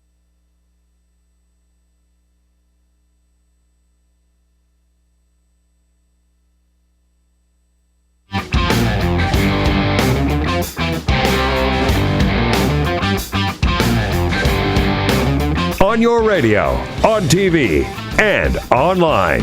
This is The Bill Press Show. I'm Clinton Yates, filling in for Bill Press here. Elahe Izadi is with me. Let's go over what El Presidente is going to do today on Tuesday, November 26th. Let's see, starting his day out in Los Angeles, California. He's been on that West Coast tour of his. 10:50 a.m. Pacific Standard Time. He's doing a tour of DreamWorks Animation. I don't know, what's my favorite DreamWorks movie? Shrek's a DreamWorks movie, right? I don't know. Yeah, it is. That's Yeah. totally a DreamWorks kids, movie. Peter. Monsters I vs. do. Aliens. Let's see. I mean, I don't pay attention to them in their Oh, likes. you're but- lying. What That's about not even true. Despicable Me? Ooh, Madagascar is also That's a good one. a DreamWorks movie. That's a good Madagascar one. is very good. Wallace and Gromit. These Wallace and these Gromit must be is regular fantastic. titles in your house. I mean, in my house, we're a Pixar family. All right, so let's do a quick. Oh, you're a Pixar fan? Yeah, we go Pixar in my Really? family. Kung Fu Panda? Yeah, Nah. it's all right. Puss in Boots? Not so much. We saw it. Chicken Run? Yeah, that's Mel Gibson, though, isn't it? Oh, right. I forgot about So- that. What about Shrek? What about the Shrek We go series? Shrek. Yeah, we're into Shrek. What do you think Full is Shrek. What, We went full Shrek. Dude, I'm actually a very big fan of Madagascar. I actually It's a think good one. That's Yeah, actually that's a good very one. series. Anyway, so that's where he is. And then later in the morning, the president will be meeting with film industry representatives at that same studio. So we'll see how that goes. He's going to deliver some remarks from DreamWorks. So let's hopefully he has something good to say about the movie industry. It'd actually be very interesting. I wonder if he'll reveal what his children like to watch when it comes to those films. And then he's leaving L.A., he's coming back to D.C. He's going to do I guess he gets back to Andrews around 9 o'clock, and then he's going to arrive at the White House at, 9:20 p.m., sort of a long day for him. It depends on how traffic is. You know how traffic can be. You know who gets to talk on his cell phone when he's on a plane, right? Yeah, that's a good point. Yeah, when you're... I think that's the one exception. When your jersey number is 44, you know what I'm saying? That's what you get to do. I mean, it's a pretty good gig there, but, probably got more important phone calls than guy sitting to your left. Anyway, all right. I'm Clinton Yates. Elahe Izadi's here as well. It's the Bill Press Show. We'll be right back.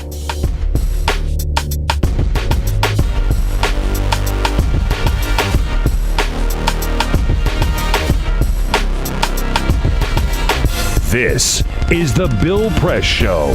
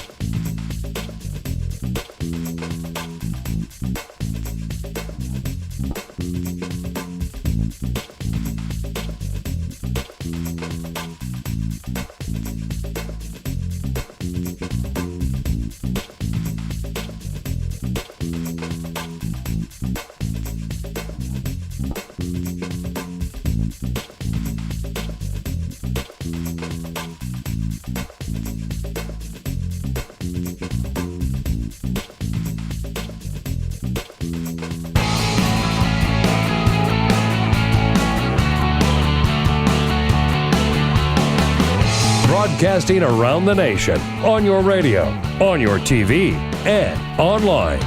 This is The Bill Press Show. Good morning, kiddos. You're listening to The Bill Press Show. My name is Clinton Yates. I'm a columnist for The Washington Post. To my right is National Journal's Elahe Izadi, and to my left is BuzzFeed's Evan McMorris-Santoro. How are you? I'm doing well. Yeah, I like to roll that R on that. I do my best. Really so nice, we're gonna start this off. I got a direct message on my Twitter box yesterday from Evan. It reads as follows: "Can't believe I wasn't following you until now. What a massive hashtag fail." Hashtag fail. I mean, that's Twitter language. So, I work for BuzzFeed. I know how to use it. I appreciate that. Also, it's true, and everybody who's listening to this is not following you should be following you. Yeah. But you were already following me is the problem. And that's how I realized what a disaster that it was. It was a little bit of embarrassment. That's there is on the Twitter etiquette, that is a little embarrassing. Disastrous. When you find somebody, you're like, oh dear, this person already follows me and I didn't even know. Or like they try to send you a DM or something and they're like, oh, if you followed me, I could send you, and you're like, oh. Did Clinton drop the verified card on you pretty quick? Because he's quick to pull that card. I did not do that. I am verified, for God's sake. I'm Do you know also who you're verified. talking to? We have a secret handshake about being verified. We're both verified, so I think we both know. There's I am stuff not. that we get that's special. Oh, dear. However, It's okay. Evan I'm was not already either, so following you're in me. really terrible company. Evan was already following me, so even though I wasn't there. Evan, to be clear, Evan is a White House reporter for BuzzFeed. That's right. But more importantly, because we were in a holiday weekend, and he's verified. What are your Thanksgiving plans? I am traveling today to North Carolina, the land of my birth.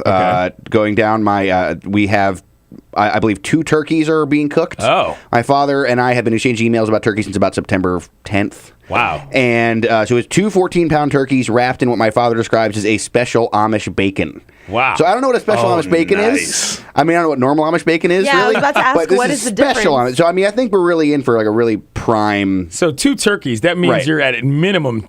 I mean, how many people are on the guest list at that point? Not that many. They always do 2. How long do you have to cure these Amish people to make bacon? I don't understand how that works. Peter! It's Amish bacon. Not nice. Well, it goes faster in like what do they call it, the Rumspringer or whatever? That's right, the Rumspringer. That's it. But anyway, so if I can get down there, I'm going to eat 28 pounds of turkey. There you go. go. The problem is, now I'm terrified of this wintry mix. Yes, wintry that mix. is descending upon DC right now. I told you guys earlier, I'm a picture of calmness on the outside, but on the inside, all I can think about is ice and de-icers. And sleet, snow, 95 south, the worst place in the world to be on. Oh my God! So, before Thanksgiving comes the white knuckled panic on the roads of this great nation. All right. Well, we got a lot to talk to Evan McMorris-Santoro about. He is BuzzFeed's White House reporter. But first, this is the Full Court Press. Just a few other stories making news. We'll pick it up where you left it off. If you're traveling for the holidays, you might want to get on the road. Like right now, a winter storm is creeping its way across the country, and after battering the Midwest, it is moving east. It's expected to hit the East Coast on one of the busiest travel times of the year. However, this traveler at LaGuardia Airport is being awfully optimistic. People get stranded. It'll be a good time just to kind of bond because you have that same common element, and it makes for good stories. Yeah. I'm genuinely frightened by It's a this good person. story time, so huh? lonely, I would say guys. Bond? That's a cry for help. Yes, exactly. It's John Candy from Planes, Trains, Automobiles. This is what this is. This is a plot line for a follow-up to that movie. Totally. The thing is, I think that bonding conversation is going to go for about 2 minutes. Hey, we're stuck here. Yeah. This is horrible. Right. And then you want to leave. And God forbid they pull out a book. Yeah, exactly. Yeah. Exactly. We can go back to that later. Okay. Yeah. A bad break for D. Rose. After an extended break from basketball to repair his torn ACL, the Chicago Bulls' Derrick Rose is back on the bench for the rest of the season. We are barely into the 2013-2014 NBA season, and Rose officially tore his meniscus and underwent season-ending surgery yesterday. Tally up all the games that he's played. It turns out he's only played about 50 games in 3 NBA seasons. There's some bizarre stat about how like a lot of the guys that are signed to Adidas get injured at much higher rates than the guys that have been signed to Nike recently. And you look about Bob, who plays for the NFL team here, and D. Rose. So I'll find that. I'll find that later. Yeah, I'll find that later. But yeah, that's sort of a bizarre coincidence. Do you buy it? Is it a shoe? Is it Adidas problem? I don't really buy it, no, but it's an awfully bizarre coincidence. Is that a narrative put out by the Nike people? I was going to say, it's if just you're like leaking that and you're Nike, if you believe what Michael Jordan said, it must be the shoes. Brilliant, yeah. And it's going to be a blue Christmas for one mall Santa. Herb Jones of Boston, Massachusetts, tried to make Christmas come a little early when he groped an 18-year-old elf. The Boston TV station WBZ reports that Jones has been charged with indecent assault and battery after pinching the buttocks of a female elf co-worker whose job it was to put the children on his lap. The employer claims to have done a background check, and he came out clean. His first day in court will be a not-so-merry Christmas Eve, December 24th. It's amazing that guys are still doing stuff like this. Yeah, it's the most wonderful time of the year. It is. There you go. It's outrageous. Take the kids to the mall, put them on Santa's lap, and hope for the best. All right. Thank you, Peter. Speaking of books, you said so you're flying down, right? No, I'm driving down. You're driving down. This is why I'm terrified. Oh, okay. If I was flying, I'd be hanging out with that guy at LaGuardia. Okay, all right. I thought you said you were flying because you were telling a story earlier about what happened the last time you were on a plane and you were dealing with electronic devices. I mean, obviously, you should have brought a book at this point, but instead you did what? Well, this is a good way of meshing both the Twitter thing and the your previous segment. So I flew a lot last year because I was the 2012 campaign reporter for TPM, my old job. Flew around. I had a Kindle, and I lost like a couple Kindles. Shouts to Jeff Bezos, by the way. Oh yeah, right. Yeah. Are you required to give shouts to Jeff Bezos once a day? That was a joke. What a fantastic product! He's prime in my book, right? Yeah. Anyway, but so I kept putting these Kindles in the backseat pocket of the plane and leaving them in there. This happened a couple times, and I would go to the baggage check or the bag check, and they would say this happens like 100 times a day. People leave these Kindles. That's amazing to me, by the way, that people are leaving their Kindles around on planes with that with that kind of amount of frequency. They're so skinny and they're so thin. You just put it in there and who forget forgets about that? it. It's not like they're $20. Those things are relatively expensive Would products. anyone forget an iPad? Listen, question. I don't know. When you're in the internet media like I am, you can afford a couple. Excuse me. That's called hashtag verified. That's that verified money talking. But cat gifts have been very good to me. But anyway, so the thing is, so then later I found out that there's a. So I mean, I was sad. I kept losing these Kindles. I had to deactivate them. I had to get another one. And then I found out later that there's a thing on Facebook called your other inbox. You have like an inbox from all your friends who can talk to you, and there's one called other that people who aren't your friends can talk to you. And I opened this up one day and found in it like 2 sources that were telling me that some story tips. One guy told me that looked like Uncle Fester on TV, and finally a guy that was like, I found your Kindle on a plane. Like, send me an email and I'll get you your Kindle back. But it had been like a year and a half, so I didn't really do it. But I mean, my point is, it's a nice time of year. People do things like this for each other, but also check your Facebook. Check that other inbox. And check that backseat pocket before you leave. It's not just Sky Mall in there. It could be something really nice. So Elahe did not know about the other inbox. I did not know. And it's just opened it up. And what did you find? I am stuck right now. And oh my God, I just clicked on something. There's some emoticons in here. She's in the abyss. Delete. Yeah. Delete. Yeah. She's in the oh abyss. God! All right, I'm going. Of the other inbox. I'm going back to my own inbox. All right, so we're here with Evan McMorris-Santoro. We are going to be talking about the heckler that Barack Obama was dealing with yesterday while he was talking about immigration reform and so forth. Give us a call if you have some thoughts on it. 866-55-PRESS, 866-55-77377. Some quick thoughts on that you have, Evan, before we go to break and get back and get into the audio and stuff? Just a fascinating moment that exposes a whole different side of the immigration debate than we usually hear about. Yeah? Mm-hmm. Totally. It's the criticism that Obama faces from the left, from actual immigrant groups that are upset with some of his policies. It's just a whole different ball. It's very very, very fascinating video to watch, an amazing moment to see in this debate. All right, well, when we get back, we're going to delve into that and hear what he had to say, hear what his response was. I'm Clinton Yates. Elahe Izadi is here. You can find this one at Evan McSann on the Twitter box. He's verified, and he's online at Buzzfeed. This is the Bill Press Show. We'll be right back. This is the Bill Press Show.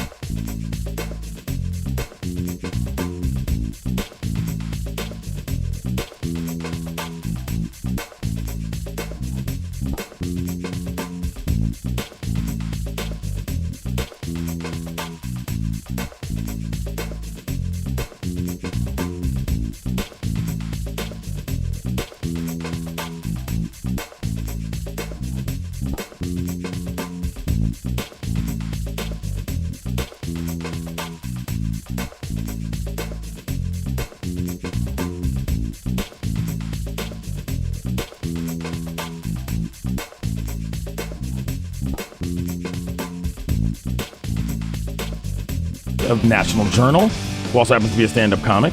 Hello. And we, of course, are here with Evan McMorris-Santoro, BuzzFeed's White House reporter, to talk about what was happening with the president on Monday. He was doing an immigration speech in San Francisco, and he was confronted by a group of people who basically had an issue with what he had to say about immigration. We need to pass comprehensive immigration reform. At the same time, you have a power to stop deportation for all. And actually, I don't. And that's why we're here. That was a young man by the name of Ju Hong who goes to Cal Berkeley. And if you heard the president, he said, actually, I don't. We'll get one more from him before we hear the president. My grandfather passed away and I cannot go back because of my immigration status. And this is something that every single undocumented immigrant face. Now, what did we think about the initial things he had to say?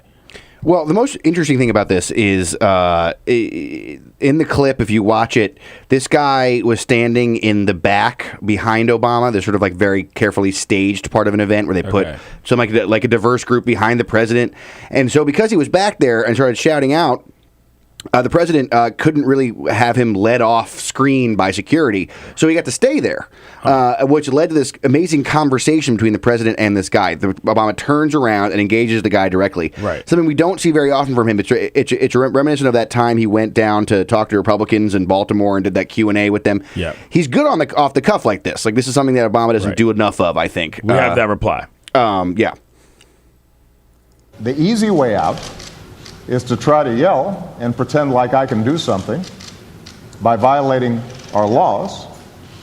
And what I'm proposing is the harder path, which is to use our democratic processes to achieve the same goal that you want to achieve.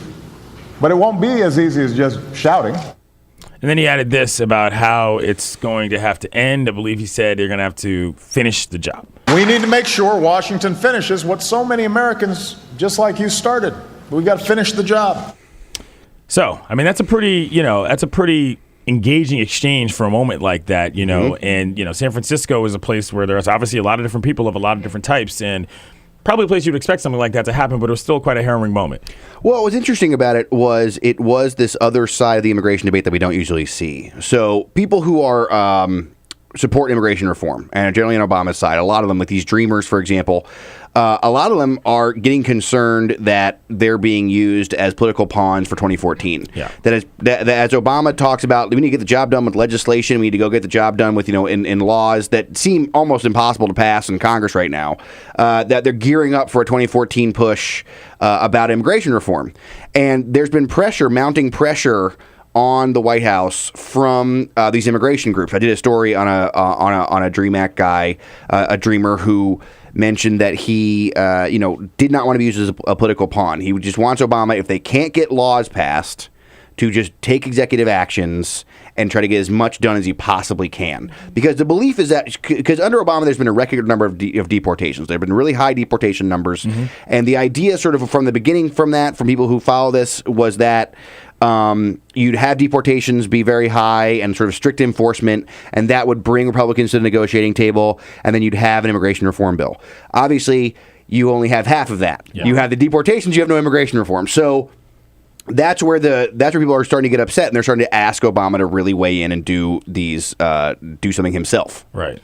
I wanted to ask you, Evan, is this the most direct kind of I don't want to say confrontation, but this question has been pushed on the White House before, and so this exchange, is it kind of notable because is this the most direct kind of question and answer to this point about not just the dreamers but their parents? That's what they're now talking about. It's like, okay, you stop deportations, there's DACA for more of the dreamer types of folks, but now they're concerned about what about our parents? Yeah, I mean, this is, I think, the most direct conversation between the president and these people that we have seen so far. I mean, at the White House, these people will protest outside the White House sometimes and stuff like that, but they don't usually get in, obviously, and they don't really get a chance to talk to the president directly. You're right. I mean, this is a very interesting situation in which people who feel like they have a lot of power in this debate, the dreamers, these kids who were brought here before they were old enough to know what was going on as undocumented immigrants, they're sort of the most sympathetic characters in the immigration debate. Nobody really wants to hurt these people, really. I mean, they're sort of like the Steve King wing. Yeah. But what they're doing, it's fascinating, is that they're kind of flexing their political power now. Is that what they're saying is like, look, we're not just going to sit here and be the poster the children. face of immigration reform for you. We also want stuff. And so it's very interesting to see this kind of shift happen. And actually, I think this guy and this debate got into Obama's brain, because actually later in this West Coast tour, Obama went to a fundraising event. And in his remarks before the fundraising event, he went around and mentioned this executive order thing again. So this guy got right into this guy's brain, and I mean, that's something you don't usually get to see, and you got to see the president really thinking through this, because he has a couple of these executive orders people want him to do. Right? There's the end to one, and then about discrimination for federal contractors against homosexual and transgender people, and then there's this immigration stuff, and so it's really interesting to see his brain process work on this. We're talking with Buzzfeed White House reporter Evan McMorris-Santoro about Obama and his immigration thoughts. Do you think that he is going to lose any political points as a result of this? I mean, that's the question, right? The question is, what do these people do in 2014? Yeah. I think the Democrats are hoping that they have a fired up Latino base that is watching it's true that, the Senate passed the immigration bill. The House isn't doing it basically because John Boehner just doesn't want to bring it to the floor. So that sort of gives them all the political sort of capital they need on that score. The question is, how engaged will the Latino voters be? Will they blame it all on Republicans, as Democrats hope they will? Or will we have some of this pushback where people will say, well, look, there are things you could have done and didn't do, and maybe we'll just stay home. Maybe we just won't participate as much. This is an open question. I think that there's a debate inside that community about what they're going to do about this. Yeah. But I think that is... I don't think it's a problem that's going away. I think that these dreamers really do have a compelling argument and do have a compelling story, and it's very hard to deny them a chance to say their piece. Because, everybody sort of agrees at this point that the situation that they're in is, a really rough one. People who have been raised their whole lives in America. Yeah. And then maybe one day, speak English, native speakers, everything. Which, and then one day they have to go to some country they've never been to. Some would argue shouldn't even be part of the point anyway. The whole notion that speaking English is the only way you should be able to I meant that in terms of like if someone picked me up and sent me to Venezuela, I wouldn't know it. I understand what you're saying. But I guess my other question is this. Why do you think Republicans have been so sort of moot on this? It's interesting. This is a very interesting question. It's a very fascinating question about this year, because the reality is the anti-immigration forces that we saw scuttle stuff in 2007 have not had the power or the money behind them as they've had in previous years. So it's kind of focused confusing. on Obamacare, is what it seems to be on the Hill, right? That kind of that enthusiasm from that space, from that political space, has been more focused on Obamacare. That's what we saw during the town halls in August over the summer, right? Yeah. Right, but even so, but yeah, I think that's exactly right. But also beyond that, there's also Sean Hannity is for immigration reform. Right. For some reason, he just can't seem to break through because of, I think, fear of the Tea Party primary process. All right, we're talking with BuzzFeed's White House reporter Evan McMorris-Santoro. I'm Clinton Yates. Elahe Izadi is here as well. This is the Bill Press Show. Today's Tuesday. Thanksgiving is coming soon.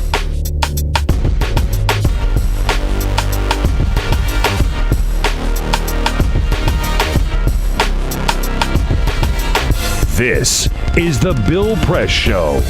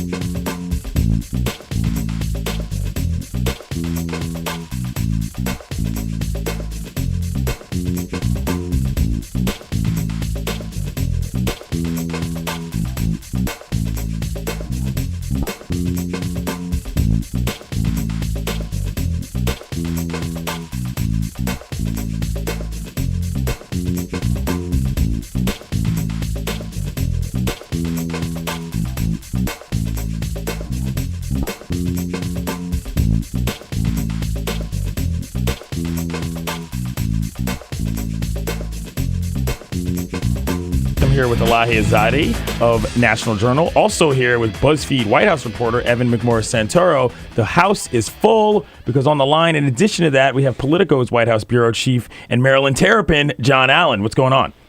Not much. Thank you for the introduction, although I might want to hide from that Maryland Terrapin label for the moment. Anyway, how you doing, man?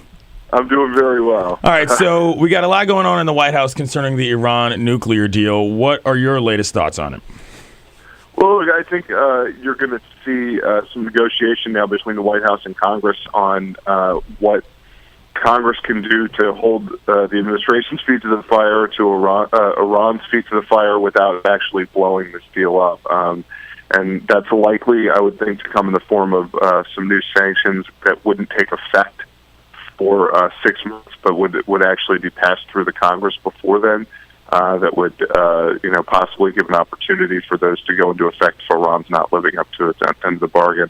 At least that's what's going on the political level. On the diplomacy front, it's a fairly small deal, but as anyone who's had a fight with their spouse or one of their friends knows, you extend a small olive branch first and see if that gets, taken and used to hit you. And so right now it looks like it's been taken. John, I wanted to ask you, the White House just put out a statement under an hour ago. I don't know if you've had a chance to see it, calling for Iran to release the retired FBI agent Robert Levinson, who's been held in Iran since 2007. and they're asking that they're respectfully asking the government to release him. And I just wonder, do you think there's going to be a little bit of this where the U.S. is going to publicly call for the release for individuals who are being held by Iran now that this deal has been reached? I think you're going to have to. I've also seen press releases from Republicans this morning talking about how there are Americans being held in Iran. The one that I recall seeing spoke of actually 3 people. And so I think there's going to be pressure on the White House to explain why they're going to deal with Iran when there are actually American prisoners there, people who have disappeared and not been returned to the United States, their whereabouts unknown. And I think there are going to be people who wonder openly why you would make such a deal without actually asking for some of these people back, or at least information on where they are. I also expect that to be a very short-lived story within the broader context of an Iranian nuclear deal, because, from a geopolitical standpoint, from the safety of certainly American partners in the Middle East, but also possibly the United States as well, the idea of Iran not having a nuclear weapon seems to eclipse the individual stories, the awful individual stories of Americans who have been held in Iran. Hey, John, it's your fellow basement dweller, Evan, here. Hope you're well. Is that Senator McMorris-Santoro? The one and only. He's verified. It's an O. He's verified.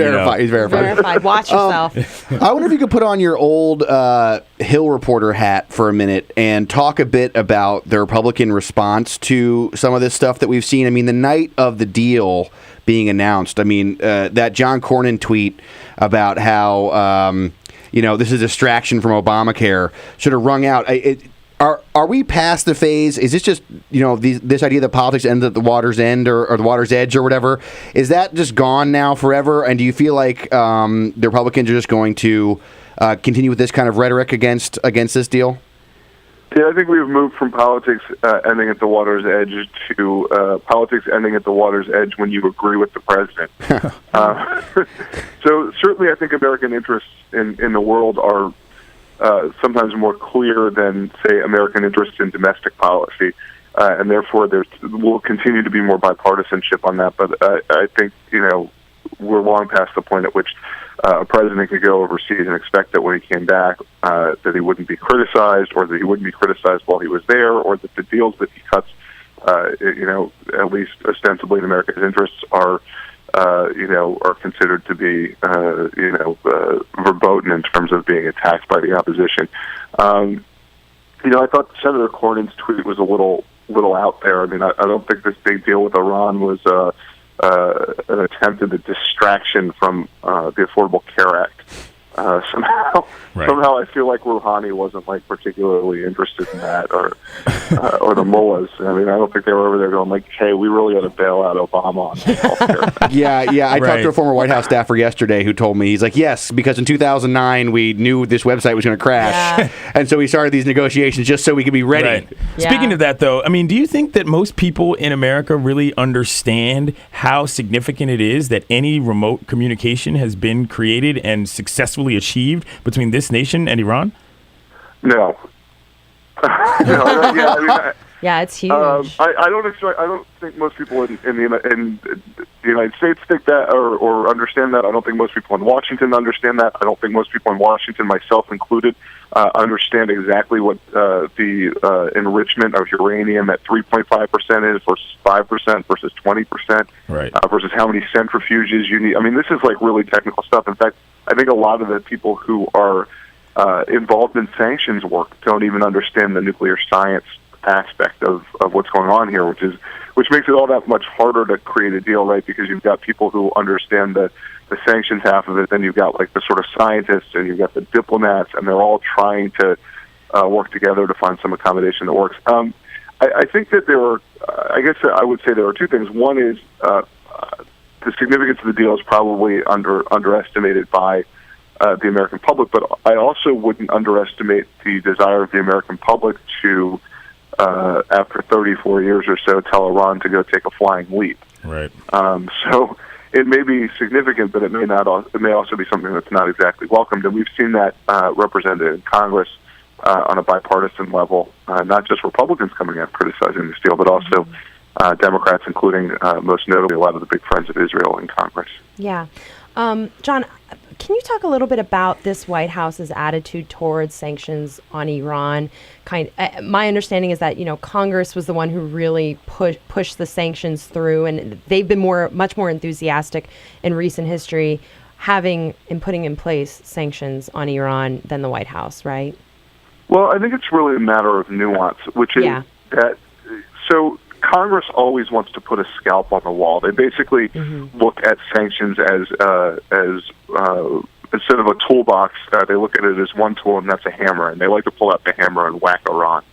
And then over time, they figured out, and I think this is, they were helped by the administration in this view, but definitely Congress figured out on its own as well that it would be more effective to have other countries participating in the same sanctions, and that it would be helpful to not alienate other countries in that effort, and that it would be helpful to go after particular sectors, the banking sector in Iran, the oil sector in Iran. And in the I guess over the last couple of years, there's been this movement, and I think really very much led by the Obama administration and his philosophy on this. There's been a movement to add some carrots for other countries to join in. So instead of just the sanction stick that you're hitting Iran with, there have been some carrots, which is to say incentives for other countries to divest from Iran, for companies in other countries to divest from Iran. And it gets pretty complicated, but the basic idea is you get the international community to agree on sanctions, and you allow companies and countries that were doing business with Iran to get waivers or exemptions from those sanctions if they show that they are divesting, so that they don't get whacked immediately and bluntly by a new sanction coming into effect, but they actually have an incentive to pull out over time. And part of the reason for that is it makes it easier to get China and Russia and some of the other countries to sign on. But the other part of the reason for that is you wouldn't want to plunge the Iranian oil sector deep into the ocean, because you could really affect global oil prices. Right. Or if you mess with their banks entirely all at once, you could create ripple effects across the world economy. So it's a more measured approach, and it's one that Congress was very resistant to at first, but ultimately in the CISADA, which is the Comprehensive Iran Sanctions and Divestment Act from 2010-ish, and some subsequent legislation, that's been sort of the approach, and I think it's worked to get the international community on board. Thank you, John. Thanks. Sorry, I know that was a long... No worries, man. I appreciate it, man. Nuanced. That's Politico's White House Bureau Chief John Allen joining us here on the Bill Press Show. Thanks again. Elahe Izadi is here with me, as is Evan McMorris-Santoro. We will be right back. This is the Bill Press Show.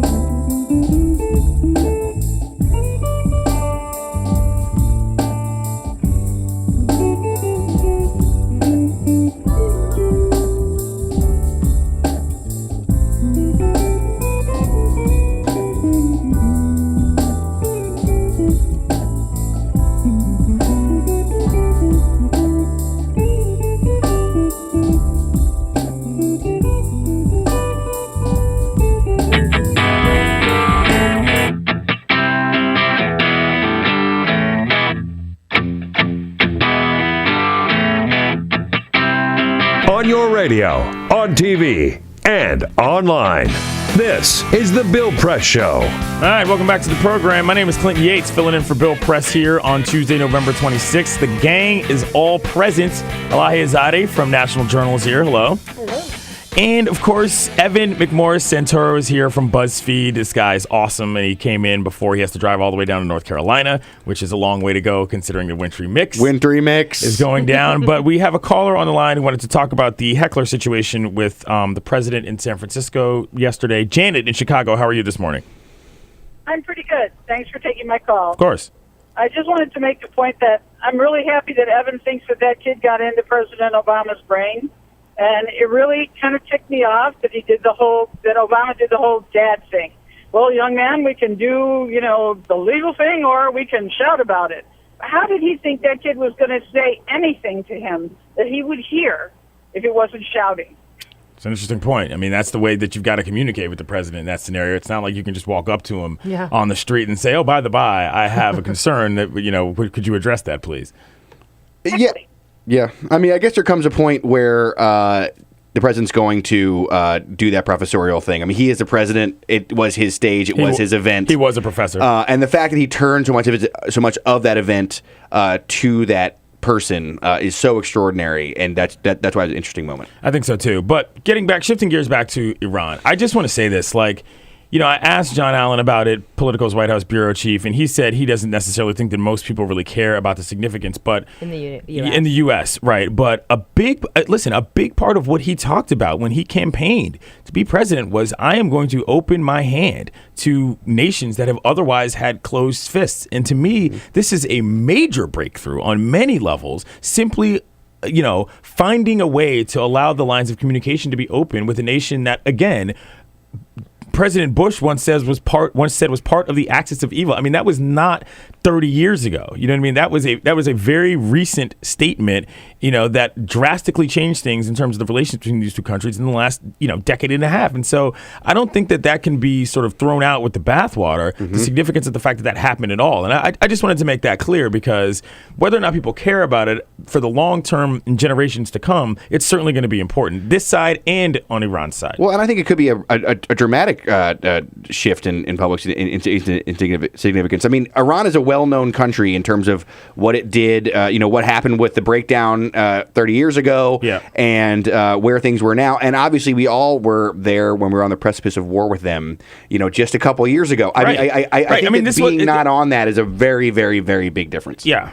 And I think also, if you remember over the summer with everything happening with Syria, part of the reason that the president kind of threw the ball in Congress's court to say, what are we going to do in regards to Syria? I think the war weariness of this country has a lot to do with it. And if you looked at the public polling around Syria and whether we should go to war, whether we should have a strike, even if it's verifiable that they use chemical weapons against their own population, I think this country generally is very hesitant to take kind of military action against another country. Right. It wasn't long ago that Ahmadinejad was on TV every single night getting made fun of. Yeah. You know what I mean? Which again. Well, I mean, it's also important to note, and I think part of what's happening in this country is I still do think there is a misunderstanding of the power structures within Iran. I would agree entirely. I mean, that's the entire. I mean, not the entire problem, but that is the root cause. It's a lot of the problem. Of the reason why so many people, feel so strongly. But I'm saying again, let's, this is a seismic shift, in my opinion, publicly in terms of what this country is willing to do with a very important nation, I'll say it, in the global structure of this world. And to me, that is a commendable fact. I mean, the details of the deal obviously have importance. If you think that you're empowering somebody to build a bomb, and you genuinely believe that in your heart, fair enough. But again, on the matter of shaking hands as opposed to trying to proverbially punch one another, I think it's extremely important. And I think what's really fascinating is to just watch how this will play out internally within Iran, because the president of Iran doesn't have the same power that the president of the United States has. But I think his election signals the will generally of Iranians in Iran who don't want this kind of aggressive approach toward other countries, particularly the West and the United States. Yeah. So I think the president of Iran has bought himself some time with hardliners there who want to see this approach fail. Right. That means, and I guess nonviolent acts tended to work in the situation. I mean, what we've heard is that the sanctions that were imposed, a lot of them since Obama came into office, were so tough that the Iranians just said, forget it. Let's just let's come to the table. I'm sorry, nonviolent acts tend to work. That's a minor miracle in some people's eyes. Let's not go calling Obama some sort of big I'm pacifist. not saying that he's there's a some lot big of drone. Did he win the Nobel Prize? I know He's right? very good at killing people. He's very good at killing people. I'm not saying that he's not, but I'm just saying, you tell people that, it doesn't always require a gun to get a problem solved, and they look at you like you're an idiot. That's. Anyway, I don't want to get too far off on that tangent, but that's half the issue with what happens in this nation on a regular basis. But yeah, and going back to something John had said, for instance, today my colleague and I, Stacey Caper at National Journal, we have a story up that kind of discusses the tensions between the administration and Congress and what the next step is. So there are people on the Hill who are looking at passing new sanctions legislation, and those sanctions would not kick in for another 6 months, but there is this worry of people who are supporting the deal that will alienate other countries, China and Russia, and the belief is that those other countries and their sanctions and them buying, not their sanctions, but them buying in to the whole sanctions regime is what pushed Iran to the table, not just the sanctions from the United States. Gotcha. It's delicate. It's going to be delicate. It's all a diplomatic dance now. Yeah. All right. Well, like I said, we got a full house. We're going to close up shop here in a little bit. Buzzfeed's White House reporter Evan McMorris-Santoro is here. Elahe Izadi is here with me. I am Clinton Yates. This is the Bill Press Show, and we will be right back. This is the Bill Press Show.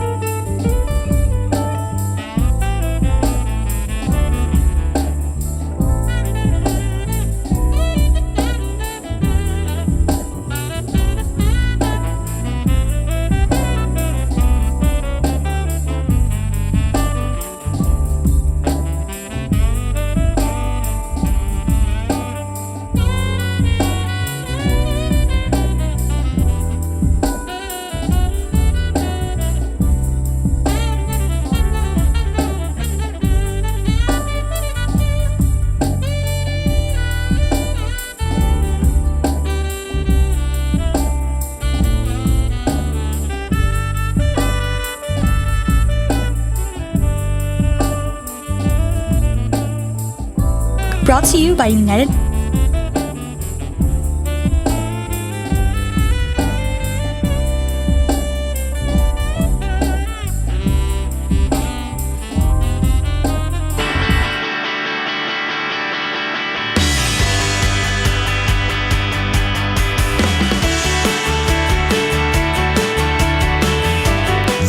This is the Bill Press Show.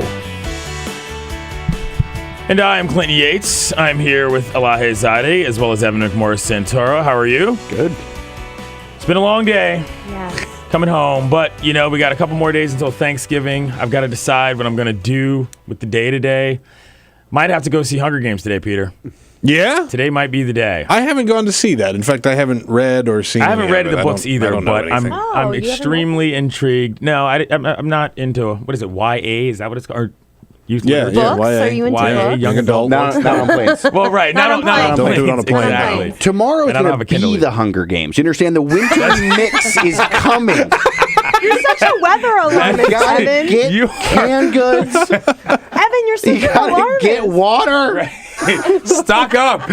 Quiver, arrows, bows, Yeah, you have The a mix. bow? all of that. The mix on its way. The mix. Can But- I say one thing for Yes, 1 second? of course. I want to say, because it is almost Thanksgiving, how thankful I am for being here on this Bill Press show. I get to come on here a lot. Yeah. It's great. Bill's not here right now. Bill, I guess, is off gallivanting somewhere beautiful on or a wonderful. horse. Yeah, he is gallivanting. But he's been great for my career and helped me out and put me on the radio a lot. And being with you guys is great, and the whole crew here is great, and it's just like a really fun place to be. I appreciate it, And I'm man. really happy and thankful to be here on Thanksgiving week. Been a fun What time. are you, the best? I That's just so appreciate sweet. Go Thank around and say you. what We we're feel the thankful same way. No, we're going to do that tomorrow. Oh. We're going to say what we're thankful for tomorrow. good. I We're get saving time that to bit for think tomorrow. about it. But Tomorrow. I'm going to go see. I think I'm going to. Assuming we see tomorrow. May the odds be in your favor. We're going to be hunkered down goodness. here. Anyway, but if I do make it out into the mix, I think I'm going to go see it today. So I'll have a mini review tomorrow if I make Oh. it. We'll see. So again, for Elahe Izadi, for Pete Ogburn, for Alicia Cruz, for Cyprian, I'm Clinton Yates. This is the Bill Press Show. We'll see you tomorrow. You should be thankful for that.